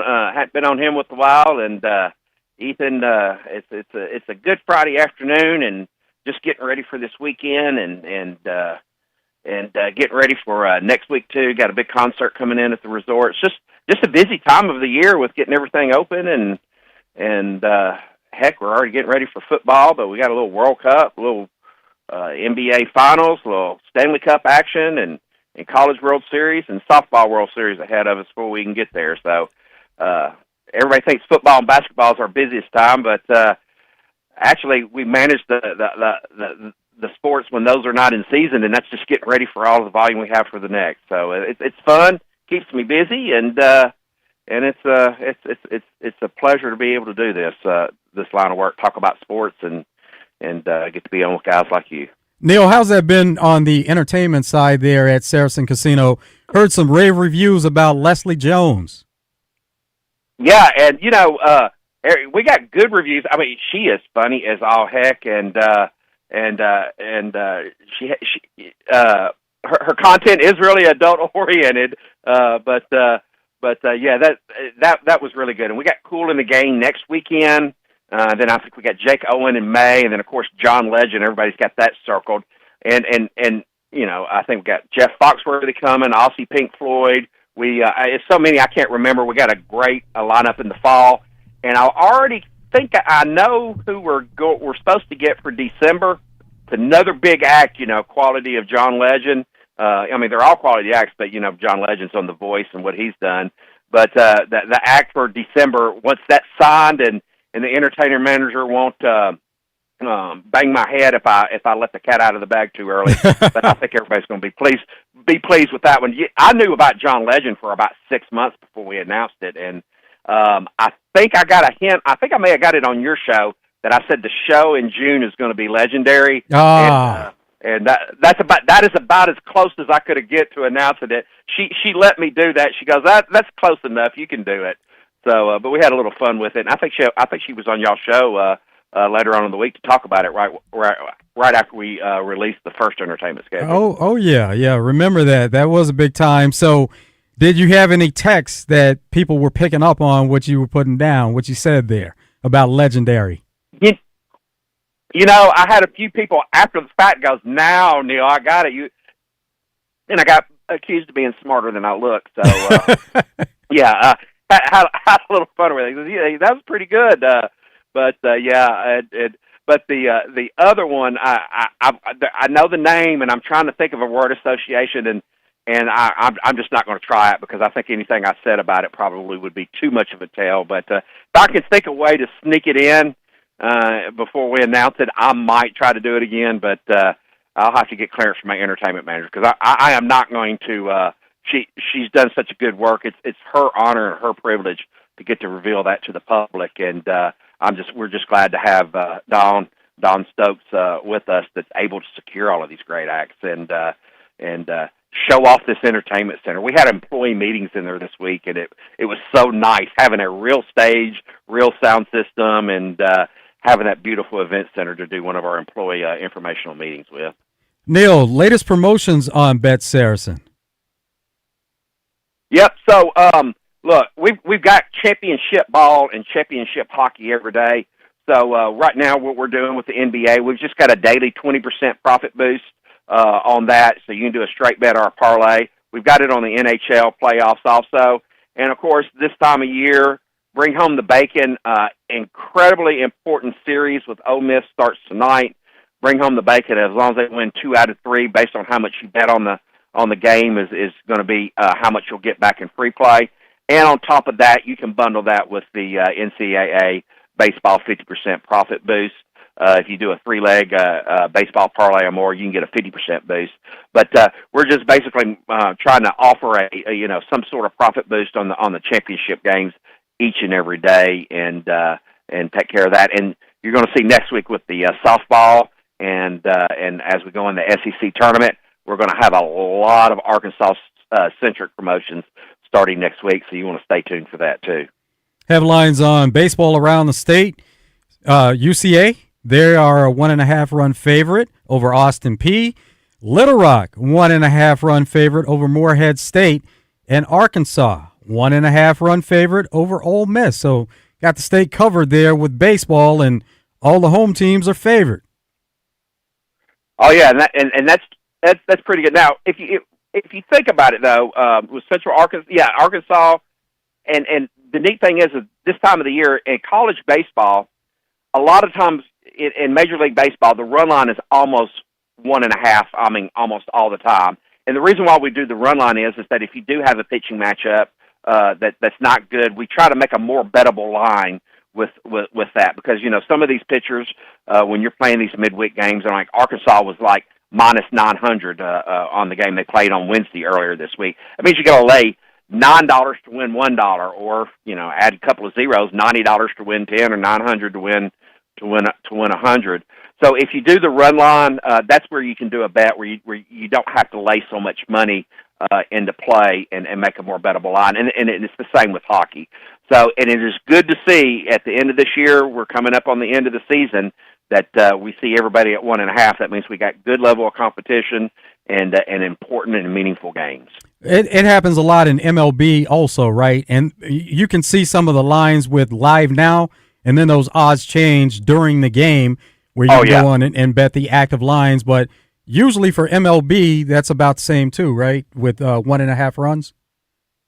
Yeah, it's an outlier to see now. Like last year against the Rockies, you would see the Rockies plus 2.5, plus 3.5 sometimes, and in the White Sox and things of that, in years past. But once the game goes to in play and it's live, then it's going to be very, very fluid and very adjustable. So, like right now in Major League Baseball, we've got in play right now, we've got Arizona versus the Cubs. The Cubs are winning 6-1 in the bottom of the fourth. So right now, the Chicago Cubs run line is minus 5.5. And that's just a product of the in play of the in play markets. And also in baseball, we got a couple of new flash bets that are up. We've got the plate appearances, and we've also got the next pitch micro markets, which is basically the pitch by pitch markets that are up right now that you can bet. And we just added those this week, and we're going to be adding some more. These are from a new vendor, and they're looks like they're performing very, very well so far. A lot of the big national operators are converting over to this vendor, and we finally are starting to get some of their markets on. And we're actually going to use them in basketball and football too. So lots of neat little content coming up on Bet Saracen. Now for NBA futures, take a look at Eastern Conference winner and Celtics. They're favored plus 175. Celtics are in a 7-game series against Sixers now, and if you think that Sixers could be Eastern Conference winner, you're going to get great value on them at plus 2250. Cavs are at plus 260, Knicks plus 300, Pistons plus 750. So with Celtics going to a Game 7 and on the verge where they could be eliminated, then if you get in on some of these other teams for Eastern Conference winner, you can get some great value. Oh, absolutely, and you want to take a look at that, and naturally we like to bet the favorites because the favorites are usually on a win streak or they have the competition.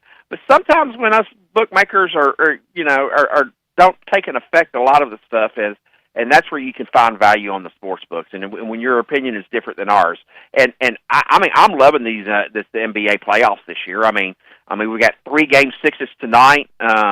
And to be honest with you, I think tonight all of the away teams are favored tonight, which is actually kind of unusual. But with Orlando leads 3-2, but Detroit's is favored tonight.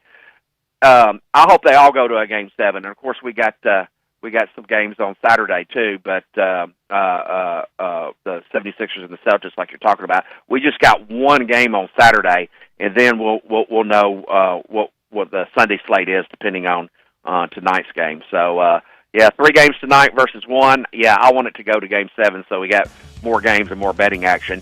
And who knows what it's gonna result tonight, but been great playoff basketball this year. Yes, it has. Great NBA playoffs, Stanley Cup playoffs have been really good. Neil, it's all there, man. So many sports out there for sports wagering right now. All right, everybody have a safe weekend, and good luck on all of your parlays. Bet with your head and not over it. Make sure you check that promo tab. Check back each day because we'll be doing some dynamic promotions.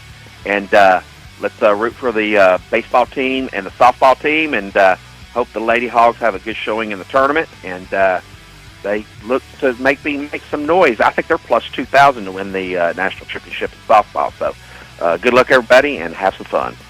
Neil Atkinson, Bet Saracen. More of Out of Bounds coming up after this break. Stay tuned.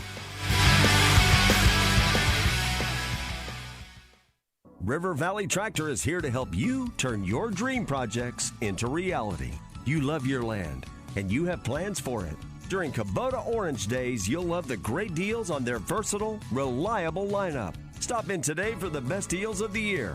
Now through June 30th, 0% financing available or save up to $5,500 on select compact tractors. Sale ends soon. Go to rivervalleytractor.com for more information. Hello, folks. It's Frank Fletcher from the Fletcher Dodge Chrysler Jeep Ram store right here in Sherwood. Well, I looked this up, and we've been in business since 1989. That's a long time. Many dealers have come and gone. We believe our pricing policy and our service after the sale have served us well. As you know, folks, we post our sale prices, which we call green tags, right on the windshield. This way, everyone gets the same price, and there's no hoops or no negotiations to jump through to get to the bottom line. I don't like saying so many thousands off. That's very confusing. Off of what? And does that affect my interest rate? So I like to keep things simple. My promise is this: we will not be undersold. We value your time and your decision. Come visit us in Sherwood on Royden Road, or check us out with our green tag pricing on FletcherDeals.com. Thank you. Luxury Pool & Spa in Conway and Roseville is your headquarters for pool and spa chemicals. Luxury Pool & Spa is ready to get your pool balanced and swim ready with Pool Life and Baquasil Pool Chemicals. Luxury Pool & Spa is also a proud dealer of Polywood Outdoor Furniture, Climate Tough Materials, Color Stay Technology, and the 20-year warranty. If you're thinking about a hot tub, they have the amazing Caldera hot tubs in stock on their showroom floor. Live the life of luxury with Luxury Pool & Spa. LuxuryPoolArkansas.com. Shipments of spring and summer fashions are arriving at Bell & Sword. That means swimwear from Saks, Peter Noir golf wear and shirts, Johnny O's store within a store. Be sure to check out the Faraday line and Martin Dingman shoes and leather goods. So hurry in for a great value on quality men's clothing at Bell & Sword for your spring and summer items, and you'll look fantastic. Bell & Sword, 1011 Oak Street in downtown Conway on Facebook and Instagram. This is an important notice to all U.S. taxpayers. The IRS is giving away billions of dollars in tax savings through a federal program called the Fresh Start Initiative to aid delinquent taxpayers. This initiative was established for anyone facing financial hardship and unable to pay their back taxes. Qualifying and enrolling in this program will stop all collections, settle your delinquent tax problem, and even reduce what you owe by thousands of dollars. Call the hotline at People's Tax Relief to see if you qualify and get this free information by dialing 800-921-8189. If you have unfiled tax returns or cannot afford to pay your personal or business back taxes, you can now get the help you need. One simple phone call can resolve your tax problem and save you thousands of dollars. To see if you qualify and to get this important free information, call 800-921-8189. 800-921-8189. 800-921-8189. Cabot Outdoors has your Get Ready to Save Big during the Hustler Spring Sales event through May 31st. Save up to $350 off the Raptor Series and up to $550 off the Fast Track Series zero-turn mowers at participating Hustler dealers. Hustler's engineered and tested for long-lasting performance designed to keep you mowing season after season. Visit CabotOutdoors.com. Shop the Hustler Spring Sales event today. Offer valid 4/15/26 through 5/31/26 or while quantities last. Restrictions apply. See dealer for details. Out of Bounds on 103.7 The Buzz. Live from the TruService Credit Union Studios. Online at TruService.net.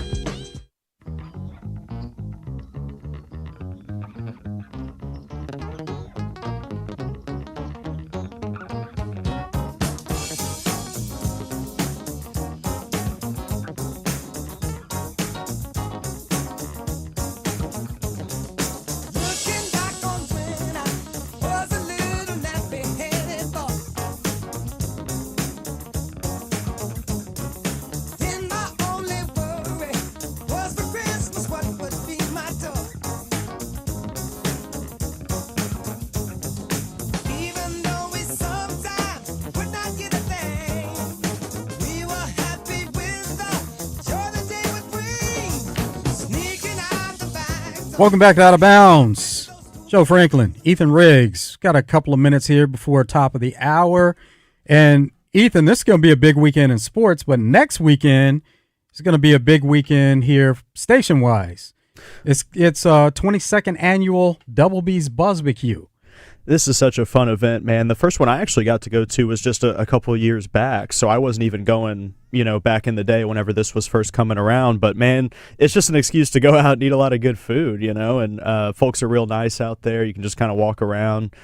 Bring your kids, man. Bring the family. It's pretty cheap, too. You can walk out. Everybody can eat, and it's not even that bad. So come out and have fun. It should feel great, too. I haven't checked the weather projection, but we're entering some really lovely weather lately. Yes, we are. And in recent years, we've been fortunate to have some nice cool weather coming through, a breeze coming through, overcast a little bit, not too hot, but you never can tell about May in Arkansas.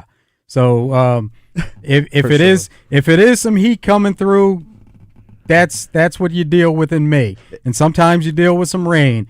But want to thank some of the sponsors, and it's at Riverfront RV Park in North Little Rock, and Gravely Mowers, Bud Light, Oaklawn Sports, and Arkansas Golf and Power Sports. You get your tickets at buzzbq.com. Jess Camper Rental. So those are all the sponsors there, and come out, have a great time. And as you mentioned, Ethan, it is a family-friendly event, so all ages. You get out there and just enjoy everything that comes with it, the scenery, the views, the food. It's all great out there. Absolutely, man. Dude, I took my dad like 3 years ago. Such a fun time, seriously. Memories that you can remember forever. So you go out there, have fun. And dude, if you wear a Buzz shirt, they might think you work for us, by the way. So I would try that strategy. You know what? There'll be thousands of Buzz shirts out there. It's like, you guys never heard of me? I produce for so-and-so, Stay tuned. Out of Bounds. Hour 3 coming up.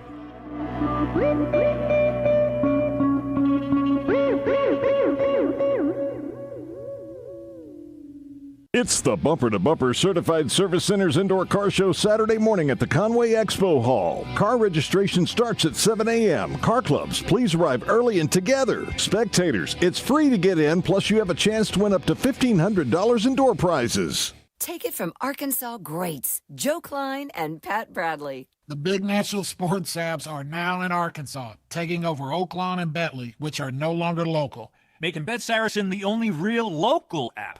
Still Arkansans' fan fave. Plus, Bet Saracen is still the official sports betting app of many of the state's colleges and universities. Bet Saracen, built by Arkansans for Arkansans. Bet with Arkansans. Bet with Bet Saracen. Gambling problem? Call 1-800-MY-RESET. Chevy trucks have you covered when the road takes you from smooth sailing to Chevy Colorado will eat up some of the toughest terrains with 5 available drive modes. And Silverado and Silverado HD have the muscle to take you out for some serious with multiple engine options and impressive towing. While Silverado EV is the perfect combo of performance and capability, making it a snap to hitch up this electric truck and hit the road. Wherever the road leads, Chevy trucks are right there with you. Chevrolet, together let's drive. Sports talk and entertainment. I can't understand you food in your mouth. That'll put a smile on your face. I'm being serious. I can't understand a word you're saying. KABZ Little Rock. Buzz News with KARK's Gary Burton Jr. A man accused of robbing a gas station and the owner of the gas station are both facing charges this morning out of England. The Lono County Sheriff's Office says 60-year-old Willie Tillman was booked into the county jail on aggravated robbery, theft of property, and gun charges. He's the suspect of an armed robbery at the QB Mart gas station in England. Sheriff officials say the owner of the gas station was also arrested amid the robbery investigation. Investigators found evidence leading them to believe illegal gambling was taking place inside. The owner, 23-year-old Olivia Bosco, now faces charges of keeping a gambling house. And Conway police need your help finding a missing teen. They say 17-year-old Talia Davis was reported missing a little after 10:30 yesterday morning. She was last seen at her home on Caldwell Street. Police say she took out the trash but did not come back. If you know where she is, please call police. For the Buzz Radio Network, I'm KARK's Gary Burton Jr. Weather from the Fletcher Weather Center with KARK's Juliana Cullen. Cloudy skies continue for your Friday with cool temperatures. Highs will only reach the mid to upper 60s for today. Most of us will stay dry here in central Arkansas, but in southern Arkansas, there is going to be a chance for a couple light showers throughout the rest of the day. Sunny and beautiful weather, though, returns for this upcoming weekend. This is meteorologist Juliana Cullen with the Arkansas Storm Team with your forecast for the Buzz Radio Network. Fletcher Dodge wants to buy your car. We'll buy any make or model, and we'll pay you more than anyone else. Please, turn your old car into cash at Fletcher Dodge in Sherwood. Hi, I'm Trey Reed from the Arkansas Game and Fish Commission, inviting you to join me every Wednesday morning for the latest news from the great outdoors. It's brought to you by Arts Marine in North Little Rock, now under new ownership, but with the same familiar faces and incredible service you've known for years, plus the area's best selection of boating parts and supplies. Attention skilled craftsmen, Bath Makeover of Arkansas is hiring only the best that the natural state has to offer. If you're ready for your next big opportunity to have steady work and better pay, Bath Makeover of Arkansas is ready to talk to you. Bath Makeover is looking for plumbers, electricians, bathroom installers, and project managers to help us keep up with high demand. Bath Makeover is growing our commercial division as well, with the ability to now install over 100 bathrooms a month.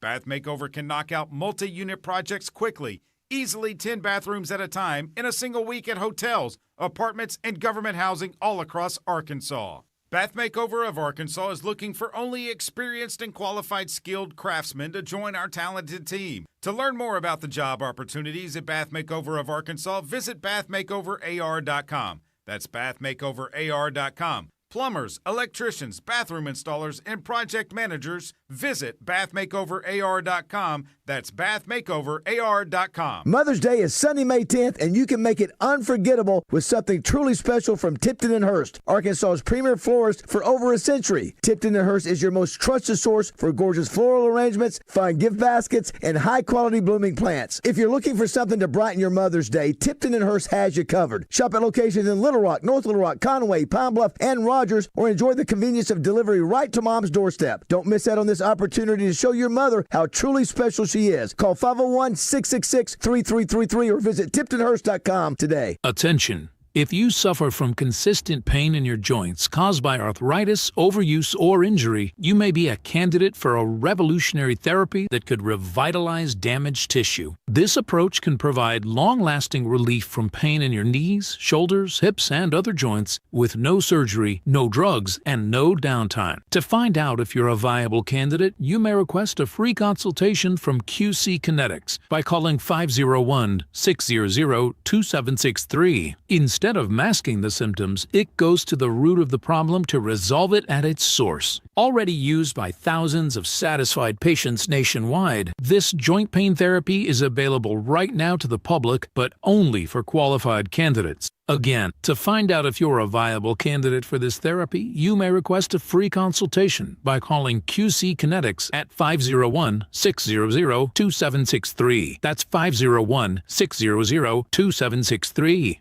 Have questions about retirement, investments, or your money? Call our financial hotline. Dial 501-381-5228 and leave a voicemail with your specific financial question, and our experts will answer it on the Get Ready for the Future show Saturday mornings at 10 a.m. Get your financial questions answered by the pros. 501-381-5228. Call now.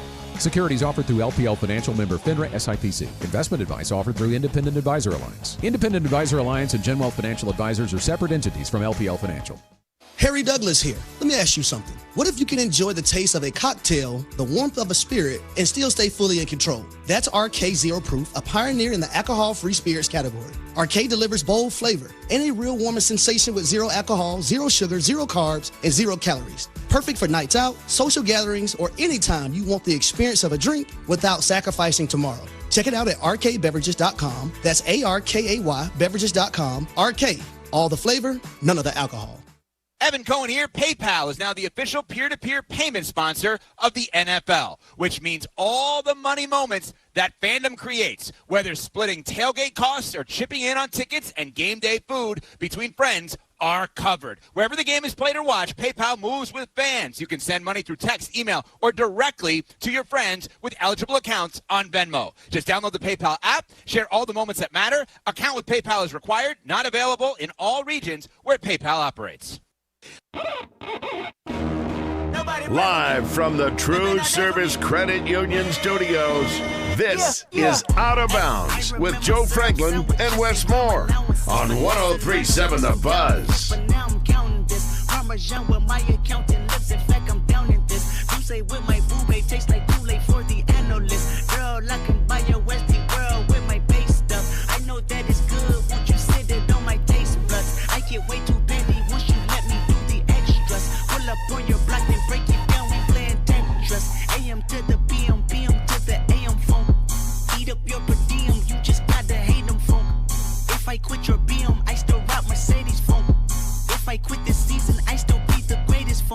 My left stroke just went viral.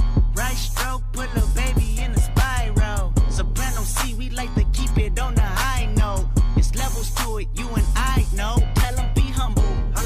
Sit down. Be humble. Sit down.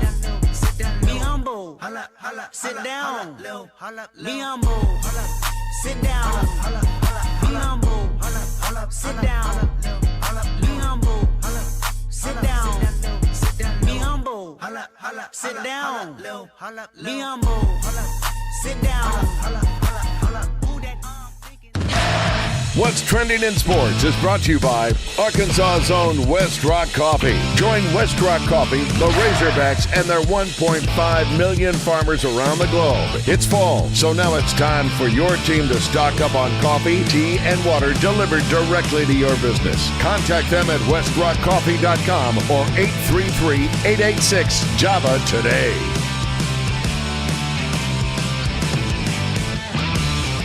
What's trending? And what's going to take us into the weekend, NBA playoffs.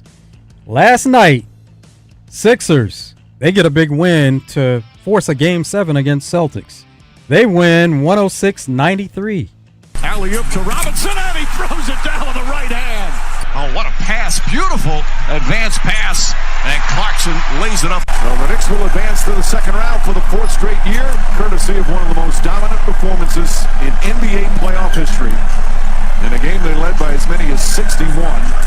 They win by 51. Okay, that was a little mixture there, but that was Knicks. Knicks getting that impressive win over Hawks last night, where it was 51. It's the final score they won by, but they were winning by much more throughout the game. Joe, do you remember Luka Doncic a couple years ago with the Suns when he was hitting the step backs and they were up like 40 at halftime, I think it was, and Reggie Miller had some great calls where he was like, "Oh no." You know, he was just like, it was like he was watching something horrible happen out there. You know? That's the only time I can think of in recent memory where anything like this has happened. Can you picture any time, like from growing up, where there was just a blowout of 50 plus? We've seen some blowouts, but the way it happened is Knicks were up 50 in the first half, and they went on a run where it was like 63-11. Something like that. They were down a couple of points, and then they went on that massive run. Yeah. And you're talking about a halftime score. Hawks were still in the 30s at halftime. Like, that part of it is something that's really unheard of. You're totally right. I mean, imagine that ends your season. You don't get a chance to respond to that. You have to sit with that loss for the next 4 months.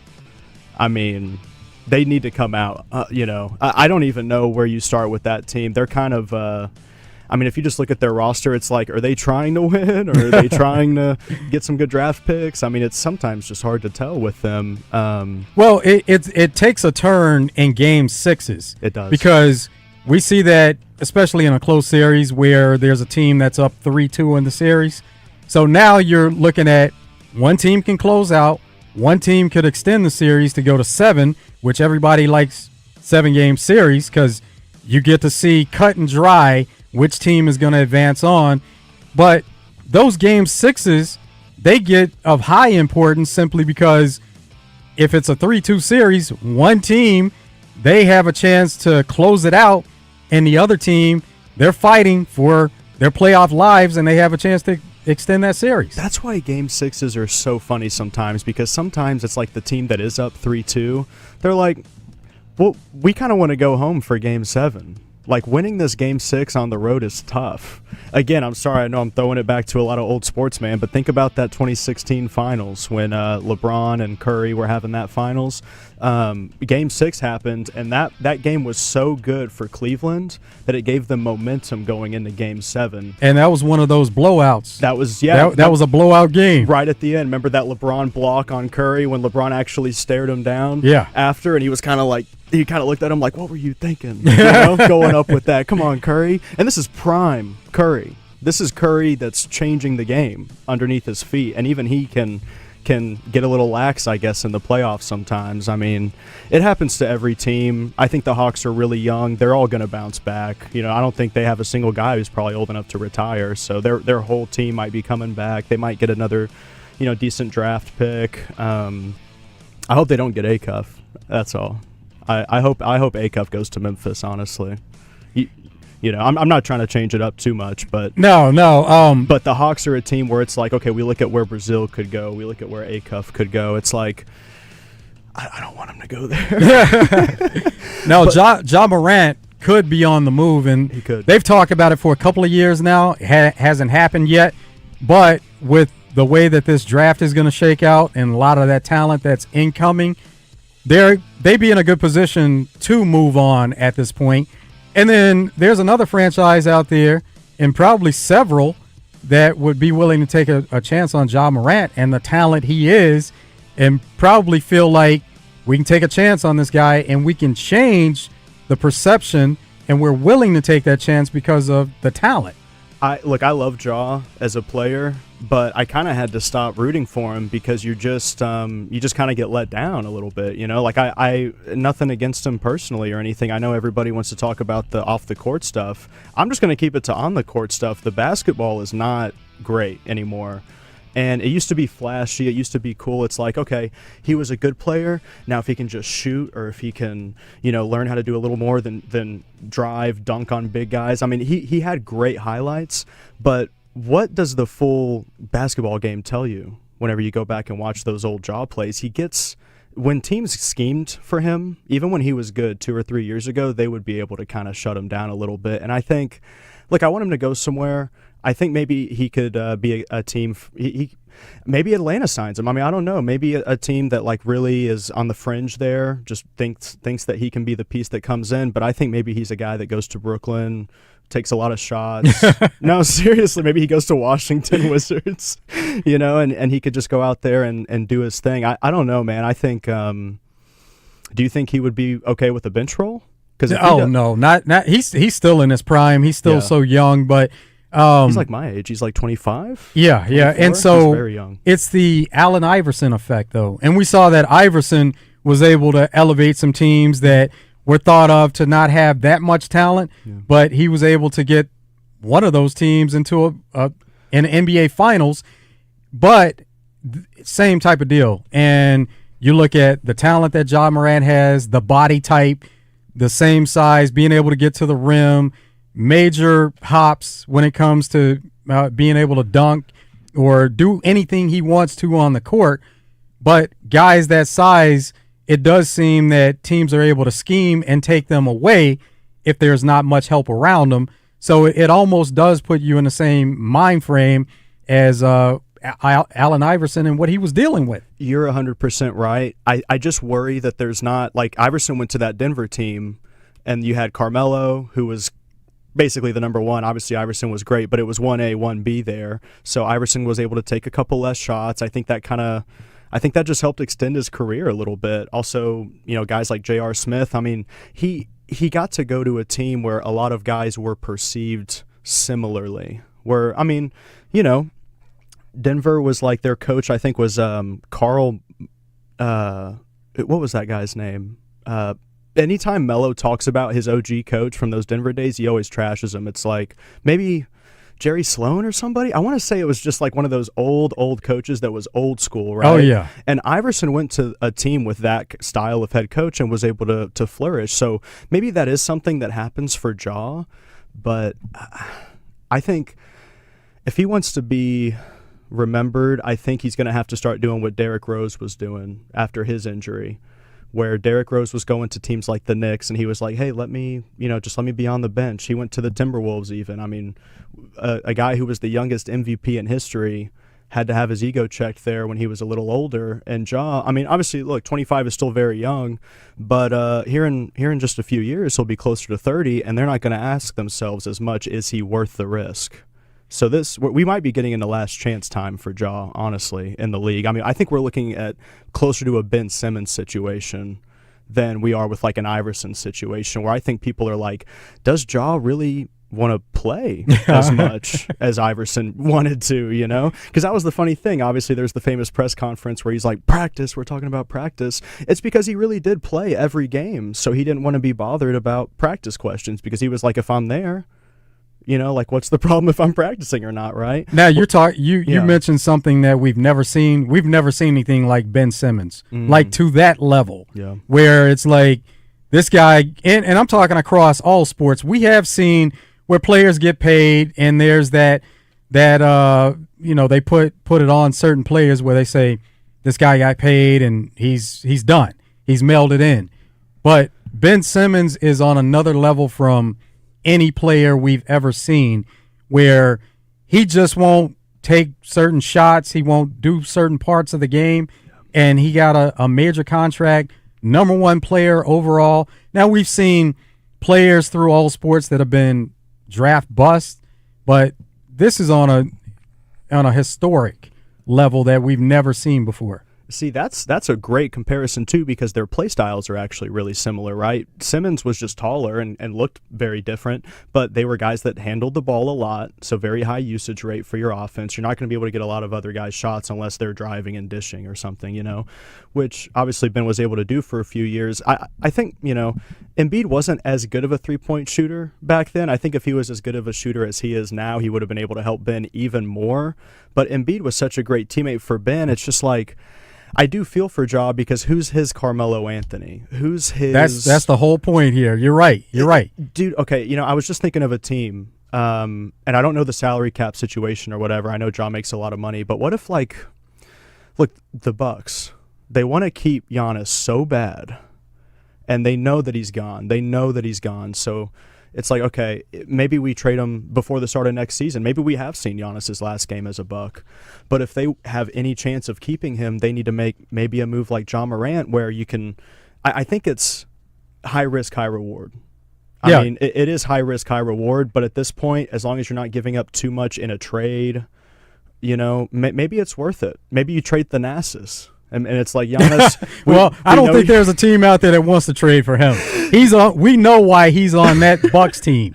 That's to keep Giannis happy. You're 100% right. Yeah, Memphis wouldn't even accept that. Now, if it means that you land Giannis by trading for him, he's part of a package deal, then okay. There'll be many teams that would be willing to do that. But just to make a trade for Tanas himself, no, that's not happening. What do you think about a team like Charlotte, where they have a lot of young guys that are pretty good but don't really play a lot? So maybe they could have maybe Memphis is like, hey, we just want 3 or 4 guys that one of them might be good. Maybe we just hit on one of them. So give us a couple guys off your bench that are making a little bit of money, and we'll give you whatever cash to even the money out, because salary cap stuff is ridiculous now. I mean, how much is Ja making? Do you know off the top? No, I don't. It's ridiculous. I would say somewhere around 40 mil. Yeah. And that's not at the top, because you have top NBA salaries, they're making 70 mil. And that's pre-endorsement, dude. Think about, you could be, okay, think about what Darius Acuff is in for right now, right? He signs the shoe deal. He's one of the first college athletes. Isn't he the first college athlete to do it, like, while still playing for the team? Oh, yeah. I think he is the first. So, imagine the kind of money that guy's already making off that shoe deal. Oh, dude, I need to save up for a pair of A-cuffs. I don't know how nice they look. But that's the truth, man. I think, like, what if Ja is at this point in life where he's just like, I've made $500 million. Like, I can go to Cancun and hang out with Ben Simmons. Yeah. See, I don't think he's there. You don't think he's there? No. Like I said, Ben Simmons, I think, is on a level above players across all sports. Yeah. We've never seen anything like that, and probably would never see it again. No. I hope not. Couple of comments here. Middleton Heat and Air text line. One of them is making that same connection you just made. John and Conway says Ja to Milwaukee to play for Taylor Jenkins, who used to be Memphis's head coach. Wow, I never even realized. Yeah, Memphis, you're totally right, because Memphis fired their head coach after 2023 or 2024. It was not long after the time of that John Morant scandal. And I think they tried to basically blame it on him, and they were like, oh, we have a head coach that isn't keeping our young players in line. Taylor Jenkins is actually convincing Giannis to still go out there and, like, really, really care about this season, when sometimes Giannis's body language, clearly, sometimes he doesn't want to be out there as much. Maybe you get a guy like Ja where your coach already knows this guy. And, okay, here's the only thing about Milwaukee that worries me, is that him and Giannis both just aren't that great shooters. So if it is him and Giannis, is he going to be able to drive and just get the dunks like that, or is Giannis going to want to lob? Oh, you know what? If you put two great players together like that, they'll open up each other's game. And so that goes to the point that we've been making, is that Ja can't do it alone. And great players, no matter how great they are, they can't do it alone. Yeah, shoot. I'm just trying to think of all these different destinations for him. You mentioned Charlotte. That would be intriguing, simply because that's close to home for Ja. He would be all about that. Yeah, he's originally from South Carolina. Oh, okay. See, that's the funny thing. Him and Zion were coming out of that same draft, and they were both from, like, they lived like less than 100 miles from each other. Played on the same AAU team. That's insane. Imagine playing those two guys. Dude, you're fresh out of algebra, earth science. And you're and Zion's dunking on you?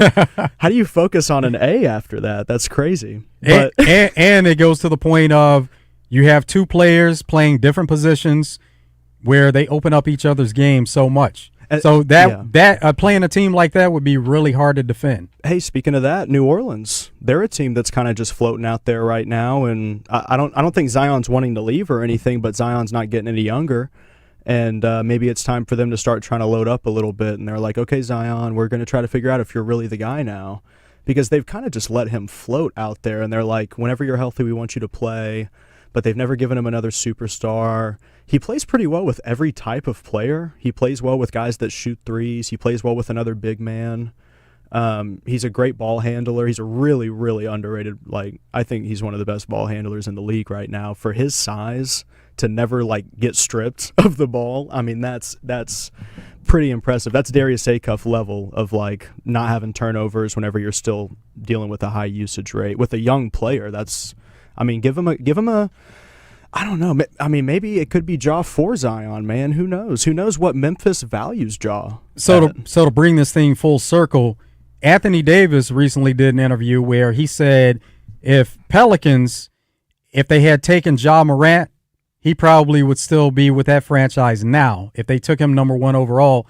Or if you change it where if they had the number 1 pick, they would have taken Ja. Or if they had the number 2 pick instead of number 1 and they get Ja there, then, you know, that's kind of bringing it full circle where we're talking about Ja and Zion, how they've been connected for many years, going back to childhood. They were the 1 and 2 picks.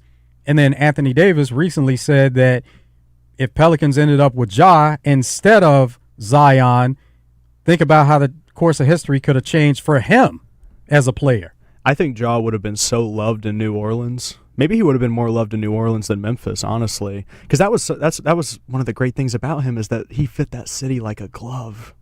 And now it's like, oh man, this guy's 25. We thought he was going to be Derrick Rose, and here we are. We're talking about where's he going to go next. I mean, all that you can expect is the unexpected if you get Ja Morant. So even if you are the Pelicans, I mean, if you're a city like New Orleans, you're looking around, you're saying, well, we're probably not going to sign a big free agent. Even if we have the money, we're probably just not going to be able to sign a lot of those big guys. So we have to trade for our stars. So I can almost see them in Milwaukee maybe as 1 and 2. I think Charlotte is the one I would personally want to see maybe the most, because that probably mean he's coming off the bench behind LaMelo, but he's playing with guys who can shoot the three and can defend really well. And that's what Jaren Jackson Jr. did really well. That's why him and Ja were able to play so well together. That's the type of player I think you need more off Ja. I think Zion is great because of that personal connection. But I don't know. I mean, maybe it's also like running into that guy you knew in middle school at the grocery store. You know, it's like I don't know what to say right now.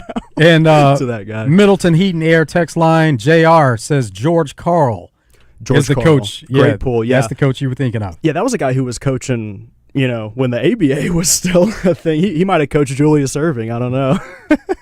But if you listen to any of his former players, I don't know if Iverson's really said anything about him, but especially Carmelo and J.R. Smith, those are the two that have been the most outspoken, where it's like, dude, I would never play for George Karl again in my life. And they also, I mean, they say some stuff about, you know, he didn't like us because, you know, we looked the way we looked. We had tattoos. We traded for Iverson. Now we all got piercings and stuff. I mean, just think about the culture of the NBA back then. David Stern, one of these guys wearing suits in between the games. You know, we've already relaxed so much off that kind of stuff where, like, if you look at any of the old pictures of the San Antonio Spurs with Tim Duncan and Greg Popovich, those guys were wearing suits. and then the Denver Nuggets were just pulling up, you know, in sweatpants and a comfy hoodie, which was, you know, they were catching many fines for that kind of stuff. It's a really cool story, but I think that was the team for Iverson because they were all viewed more similarly to him. And I just feel for Ja because he is a lot like Iverson in that way where it's like, who's going to take this guy? Yeah, that was an interesting time when NBA introduced that dress code, and you saw players really, like, they weren't wearing three-piece suits, but they were showing their own fashion. And you see that bleed into today where you see that there are certain players, they want to show off the fashion. They want to show off getting into their closet and the depth that comes from the clothes they have. Dude, could you imagine if Ja had done what he was doing, like with the videos and stuff, if David Stern was still the commissioner? I mean, David Stern was as feared and respected by the players as probably any sports commissioner ever. Way more respected than Goodell, but Stern was known as a guy that was like very traditional, very, you know, wanted to keep up, you know, especially back in those times, the image of the NBA was that it was full of like, non-white guys and all that kind of stuff. And then Stern was like, no, we want our guys to look more presentable. We want us to feel more professional. I couldn't imagine if Jaw was having to deal with David Stern consequences, because maybe Adam Silver would have. Maybe Adam Silver looks like the nice guy here, being as nice with Jaw as he has, and he's already been suspended so much. He's basically on strike 2.5. So, all right, we have another comment here. Middleton Heat and Air text line. Ethan Hunter from Facebook. He says, "Really glad I tuned in to the show today. Definitely will listen again soon." Thank you, Ethan. Yeah, we appreciate that, Ethan. Get back to what's trending. So we heard Knicks Hawks, actually, that sound clip of how that game ended last night. Here is 76ers Celtics. Brown back the other way. Swatted by Oubre. George, the fast break. On the outside. It's showtime in the city of brotherly love. Open look for Edgecombe. And he drains it. They get a big win last night. Sixers making it a Game 7. Now it's going to be really interesting. How do they match up with Joel Embiid in this Game 7? What happens there? I think the obvious answer is you play Ricky Council from start to finish. No, I'm kidding. I remember he was in their G League system for a while. Okay, honestly, the Celtics have struggled with a strong big man all year, and Embiid is basically the embodiment of what the Celtics struggled to stop. So I think that's why we're starting to see some kind of weird, like, low-scoring affair from the Celtics. Like, the losses aren't pretty for them in this series. It also can't be underrated. Hey, Tatum comes back with, I think, a month to go in the season after an Achilles tear. How is the team going to gel after winning so many games? As Jaylen Brown being kind of your one big scorer with help from the other guys. Well, now Tatum's back, and it's like, okay, now there's 1 and 2. And I think the other guys have just kind of scrambled to fill the gaps there. And it's just not a roster like the one they had when they won that championship, where they had big men that could stop guys and shoot the three and get rebounds. Or, also a guy like Derek White, man, what happened to him? His stats have been kind of low this series. They're just not getting anything outside of, I think, the 2 stars. And that's what's, I think, killing them. Last night also, Timberwolves, they got a series win versus Nuggets. They get the 110-98 win to end that series in 6. Shannon looking to drive. Shot clock down to 7. Shannon wants to take Murray off the bounce. He'll put it on the floor. Here's McDaniels. Shot clock down to 7. McDaniels with 5. Pulls up for a long 2. It's good! Chris Finch, David Adelman exchange handshakes at midcourt. And the Minnesota Timberwolves advance to play the San Antonio Spurs and the Western Conference semifinals, eliminating the Denver Nuggets in 6 games. Final score, 110-98. That was the end of last night's game between the Timberwolves and Nuggets. Timberwolves beat the Nuggets. They're going to be moving to the second round. I think Gobert here has really shown why a team like Minnesota would trade for him. I think a lot of people are still kind of hung up when Gobert was traded for so much a couple years ago when he was leaving the Jazz. It was like, wow, look at all Minnesota's giving up to get him. I don't have the list in front of me, but I remember it being a player that was pretty good, and then you had a couple draft picks there, and it's like, what is Minnesota thinking? And Minnesota at that time, in retrospect, we can say, oh, well, they're loading up. They're ready for a team like Denver, which Denver, Jokic has been struggling all series, and for him to be struggling the way that he has with Gobert, like, I'm not even saying last night he was getting blocked all the time. He really wasn't. He was scoring okay. But Jokic clearly isn't comfortable. And a lot of those shots, if you go back and you watch the game from last night, they're post shots, but he's kind of fallen away.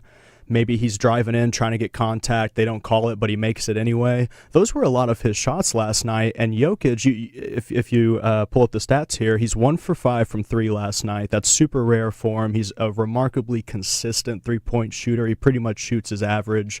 It's not like he has one game where he's 8 for 10 and then another game where he's 1 for 10. He pretty much shoots his average over the course of the season. And Gobert was just giving him trouble. And Denver clearly does not. They're a really young team. They have Christian Brown, they're just relying on, and Aaron Gordon, I believe, was out. He was out. That was a major part of it. That guy does everything for you. He's kind of like their Julius Randle in a way. He's their third option, but he does everything. I mean, he was so underrated on Orlando when he was young, and now he can shoot threes better than he ever has. And poor guy, once the playoffs comes around, he's hurt. I think Denver's obviously a different team with him on the court, but I give a lot of respect to Minnesota, and I think after this series, it's hard not to say, well, who does Minnesota play in the finals? Because so you're all about Minnesota. You think this is it for them, dude? If you shut down Jokic like the way that you have been, and again, I'm using shut down loosely because Jokic is so good. You'll have to remember if he scores 20 points, they locked him down. I mean, that's Jokic. He just does not have games where he scores less than 15, 20 points, and we saw that. We saw what happens when he doesn't score. The offense can't get in a rhythm. He's coming up. He's getting pressured by Gobert. That's not stuff that might necessarily show up on the stat sheet, but that's stuff that wins you a series. So congrats to the Minnesota Timberwolves. And, yeah, dude, I'm really high on them. I think they could go all the way. We're going to take a break here on Out of Bounds, come back on the other side, and talk to Brian Edwards. He's going to give us some picks for these games, these playoff games going into the weekend. Stay tuned. More of Out of Bounds coming up.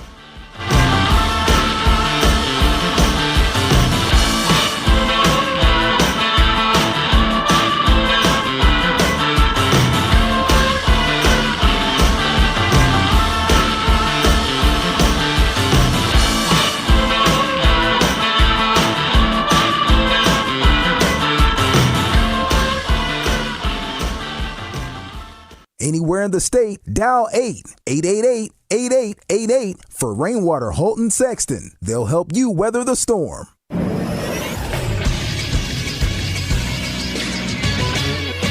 This is Sports Center. The number 7 Arkansas softball team earned its third top 5 road win of the season Thursday when they beat number 5 Texas 2-0. Keely Wyckoff scored Ava Carter with an RBI groundout. Tiana Bell added an RBI single for the Razorbacks' 2 runs. Robin Heron improved to 15-4 in the circle this season after scattering 3 hits with 8 strikeouts over 6 1/3 innings. Those other 2 top 5 road wins this season came at number 1 Oklahoma and at number 3 Alabama. Game 2 of the Texas series starts at 2 o'clock today. It'll be streamed on SEC Network Plus. Another in-state Division I softball action Thursday. UCA took both ends of a doubleheader from Lipscomb and Conway, winning the first game 8-0 in 5 innings, then taking game 2 7-2. I'm Todd Pierce for the Buzz Radio Network. Tune into The Zone each week when Susan Irwin Proud shares her keys to the weekend music events calendar. Brought to you by Willie D's and Big Red Dog Productions. Big Red Dog Productions is your gateway to music excellence in Central Arkansas and beyond. Visit entertainersguide.com to see the weekly calendar and submit your shows. When you're hiring, have you ever felt like you're missing out on meeting truly great candidates for your roles? It seems impossible to find them. They have to be out there somewhere, right? Well, they're not hard to find when you know where to go, and that place is ZipRecruiter. And right now, you can try ZipRecruiter for free at ZipRecruiter.com/radio. ZipRecruiter helps 10 million people with their job search every day. And because these people are actively looking for jobs just like yours, it's easy to find the right person right away. In fact, 4 out of 5 employers who post on ZipRecruiter get a quality candidate within the first day. But if you're not using ZipRecruiter, you're missing out. So see what it's like when the impossible is easy. When you go to ZipRecruiter.com/radio right now to try ZipRecruiter for free. Once again, that's ZipRecruiter.com/radio. ZipRecruiter.com/radio. Never miss out on great candidates with ZipRecruiter. Ray Tucker with good news for enthusiasts of Triumph motorcycles. Honda of North Little Rock now carries the legendary classics and cutting-edge rides. We have the Bonneville Bobber, Daytona 600, the TF450X, the Stunning Elvis Presley Edition, and the Rocket 3 Evel Knievel. You get the idea. Come see us at Honda of North Little Rock, your family fun headquarters. Hallmark Cards presents Mother's Day at Walgreens. Celebrate every mother figure in your life with a Hallmark card at Walgreens. Show how much she means to you and how deeply she's loved. A Hallmark card is the perfect way to say thank you for all she does. Don't forget, Mother's Day is Sunday, May 10th. Visit Walgreens today to find the perfect Hallmark Mother's Day card and make her feel truly special. Mother's Day means Hallmark cards at Walgreens. It's It's time to spring into deals for Mother's Day at Lowe's. Shop select 1.5-gallon annuals hanging baskets, 2 for $15, and get Mom the perfect addition for her garden for less. Plus, get 3 free bags of Miracle-Gro 0.75 cubic foot garden soil when you buy 3. Mom's garden is winning with these deals. Our best lineup is here at Lowe's. Valid through 5/6, excludes Alaska and Hawaii, while supplies last. Selection varies by location. I'm here with Laura Beth from Kaufman by Design West. Kaufman has over 7,000 square feet of beautiful new home decor pieces and design specialists on staff. See, that would be important for somebody like me who is design challenged. Yeah, we have design specialists on staff and everything you need from lighting to flooring, designer hardware, and more. And gift cards are available too. Check them out now. Kaufman by Design West, out west past Taylor Loop, 14900 Cantrell Road. Or visit us online at kaufmanlumber.com. Listen for Rick Schaefer on Morning Mayhem, presented by Bradford Marine and ATV. Get up to a $3,000 discount on select new 2026 Sun Tracker party barges or Nitro bass boats. Bradford Marine and ATV with 7 statewide locations. BradfordMarine.com. Out of Bounds on 103.7 The Buzz. Live from the TruService Credit Union Studios.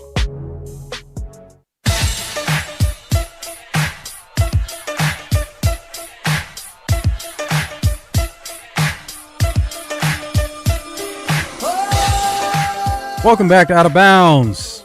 Joe Franklin, Ethan Riggs, Westmore enjoying a day off today. And now we go to the phones.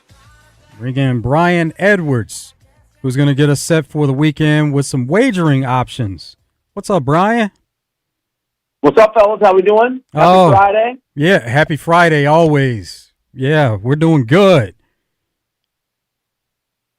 Good. Love to hear it. So am I. All right, so let's get into some of the games, especially this game tonight. Rockets, Lakers.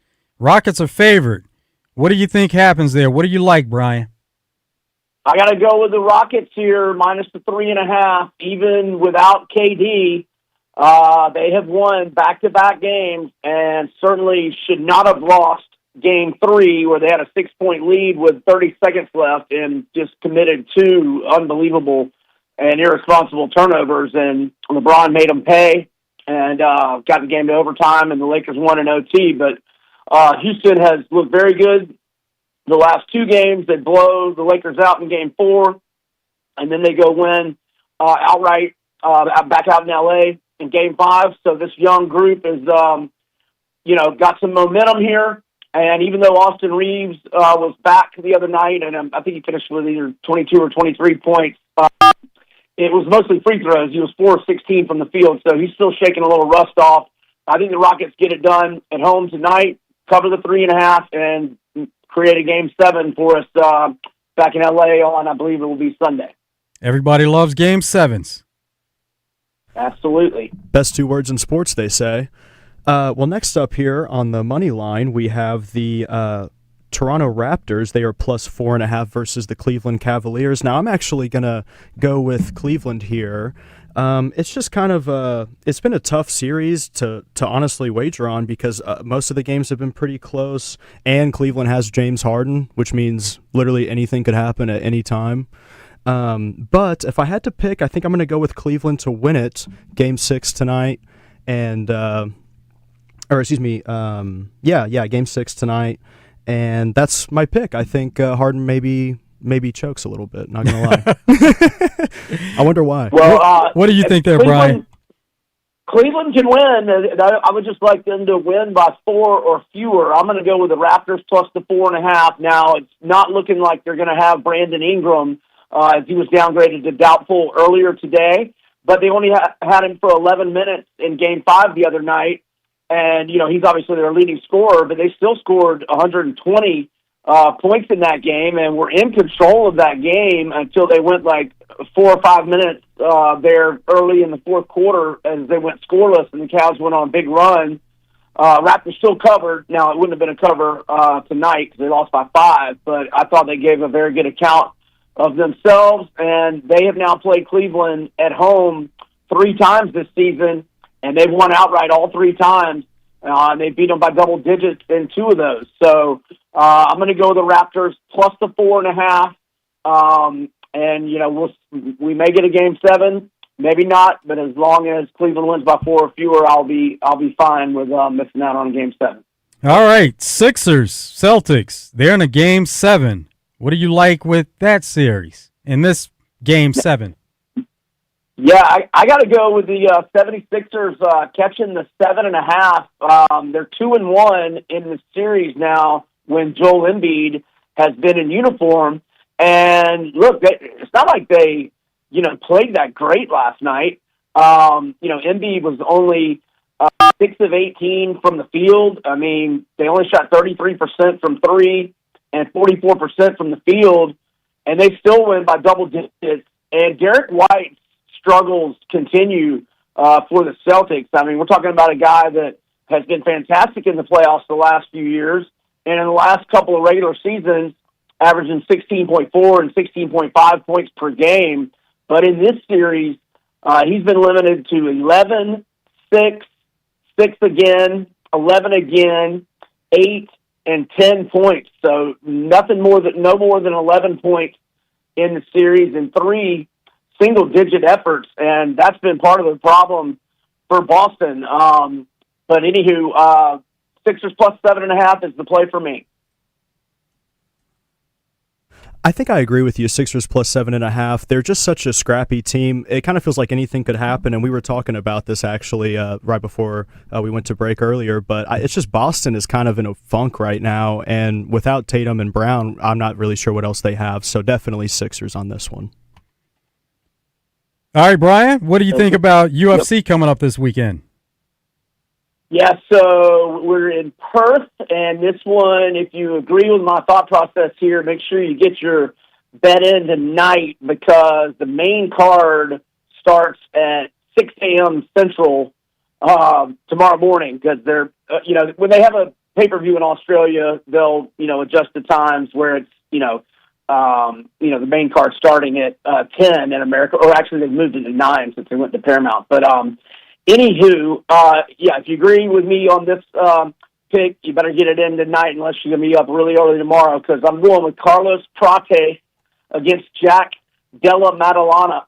I like to call him just JDM. That's a tough pronunciation. Oh, there you go, anyway, JDM. That works. There we go. So Prate is 6-1 in the UFC. All 6 wins by finish inside of 2 rounds. Got a performance of the night bonus in all 6 wins. His only loss was against Ian Machado Gary, a very, very close decision. I had Gary that night, and I was very nervous down the stretch because Protest almost knocked him out in round 5, and I thought it could have been maybe a 10-8 for Protest in round 5, but Machado Gary eked out the win, but Protest has bounced back nicely with back-to-back wins over Jeff Neal, and he also, Leon Edwards, the former champ, had never been KO'd in his career, and Protest got him at 128 of round 2 with a KO. So I think Protest has got a much better stand-up game and is going to own JDM on the feet. Now, JDM's probably the better grappler,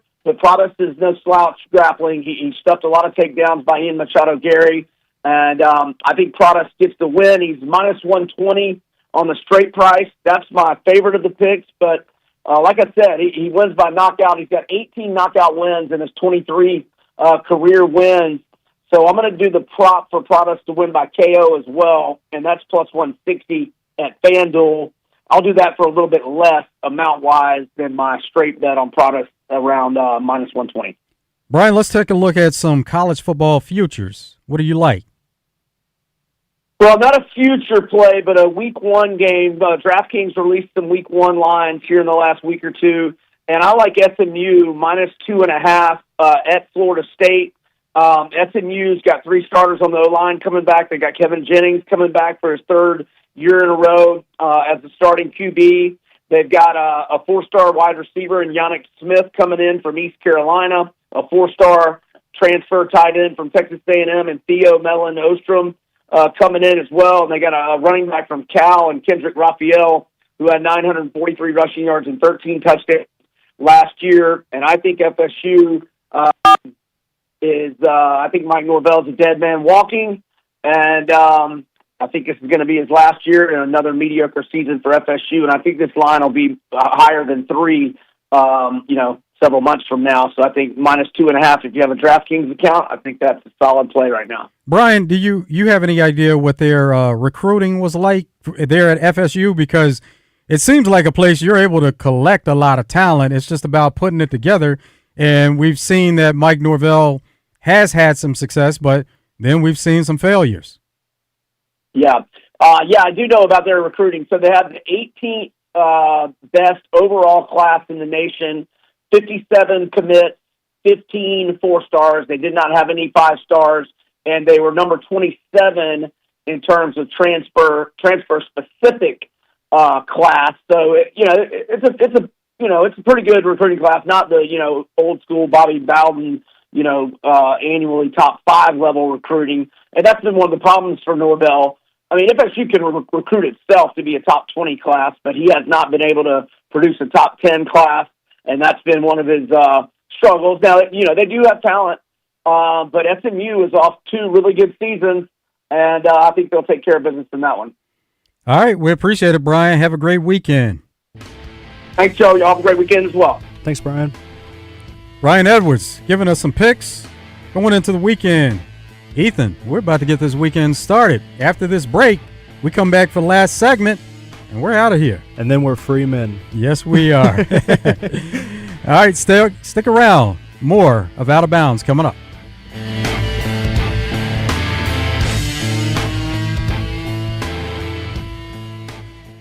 Oaklawn is here for when you want non-stop racing and non-stop action.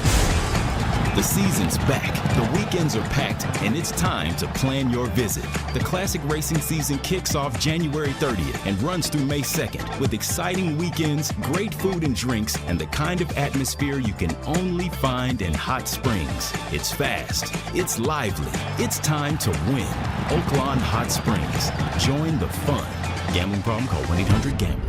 Attention Arkansas homeowners. Bath Makeover of Arkansas started with 50. Now we're looking for 30 homes to participate in our Spring into Savings event. 30 homeowners will receive test market pricing on a beautiful new walk-in shower. Bath Makeover is proud to be an official sponsor of Razorback Athletics. And we're looking to evaluate our exciting new product lines in real bathroom conditions, including our revolutionary laser-etched shower wall system. You'll be compensated for your time just to determine if our exquisite product lines are the right fit for your bathroom project. The first 30 homeowners who call 1-800-NEW-BATH will receive 50% off installation of a new walk-in shower. Ask about 0% interest financing, senior and military discounts, receive a $200 gas card with purchase, and call Bath Makeover at 1-800-NEW-BATH now to receive a $50 Walmart gift card with your free in-home estimate. Call 1-800-NEW-BATH. That's 1-800-NEWBATH. Cabot Outdoors has your Get Ready to Save Big during the Hustler Spring Sales event through May 31st. Save up to $350 off the Raptor Series and up to $550 off the Fast Track Series zero-turn mowers at participating Hustler dealers. Hustler's engineered and tested for long-lasting performance designed to keep you mowing season after season. Visit CabotOutdoors.com. Shop the Hustler Spring Sales event today. Offer valid 4/15/26 through 5/31/26 or while quantities last. Restrictions apply. See dealer for details.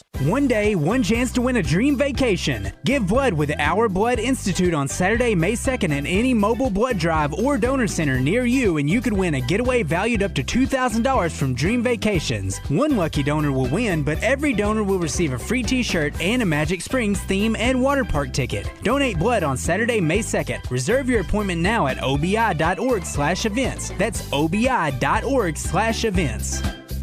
Attention.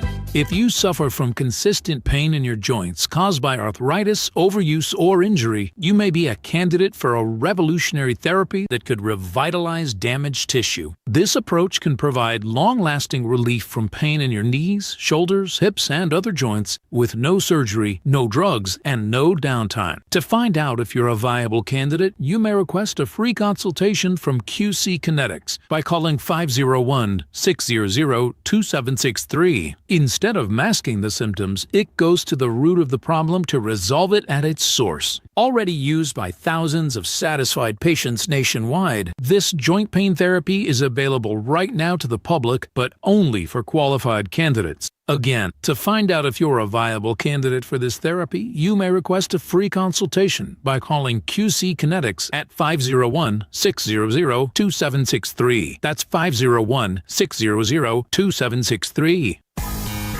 Shipments of spring and summer fashions are arriving at Bell & Sword. That means swimwear from Saks, Peter Noir golfwear and shirts, Johnny O's store within a store. Be sure to check out the Faraday line and Martin Dingman shoes and leather goods. So hurry in for a great value on quality men's clothing at Bell & Sword for your spring and summer items, and you'll look fantastic. Bell & Sword, 1011 Oak Street in downtown Conway on Facebook and Instagram.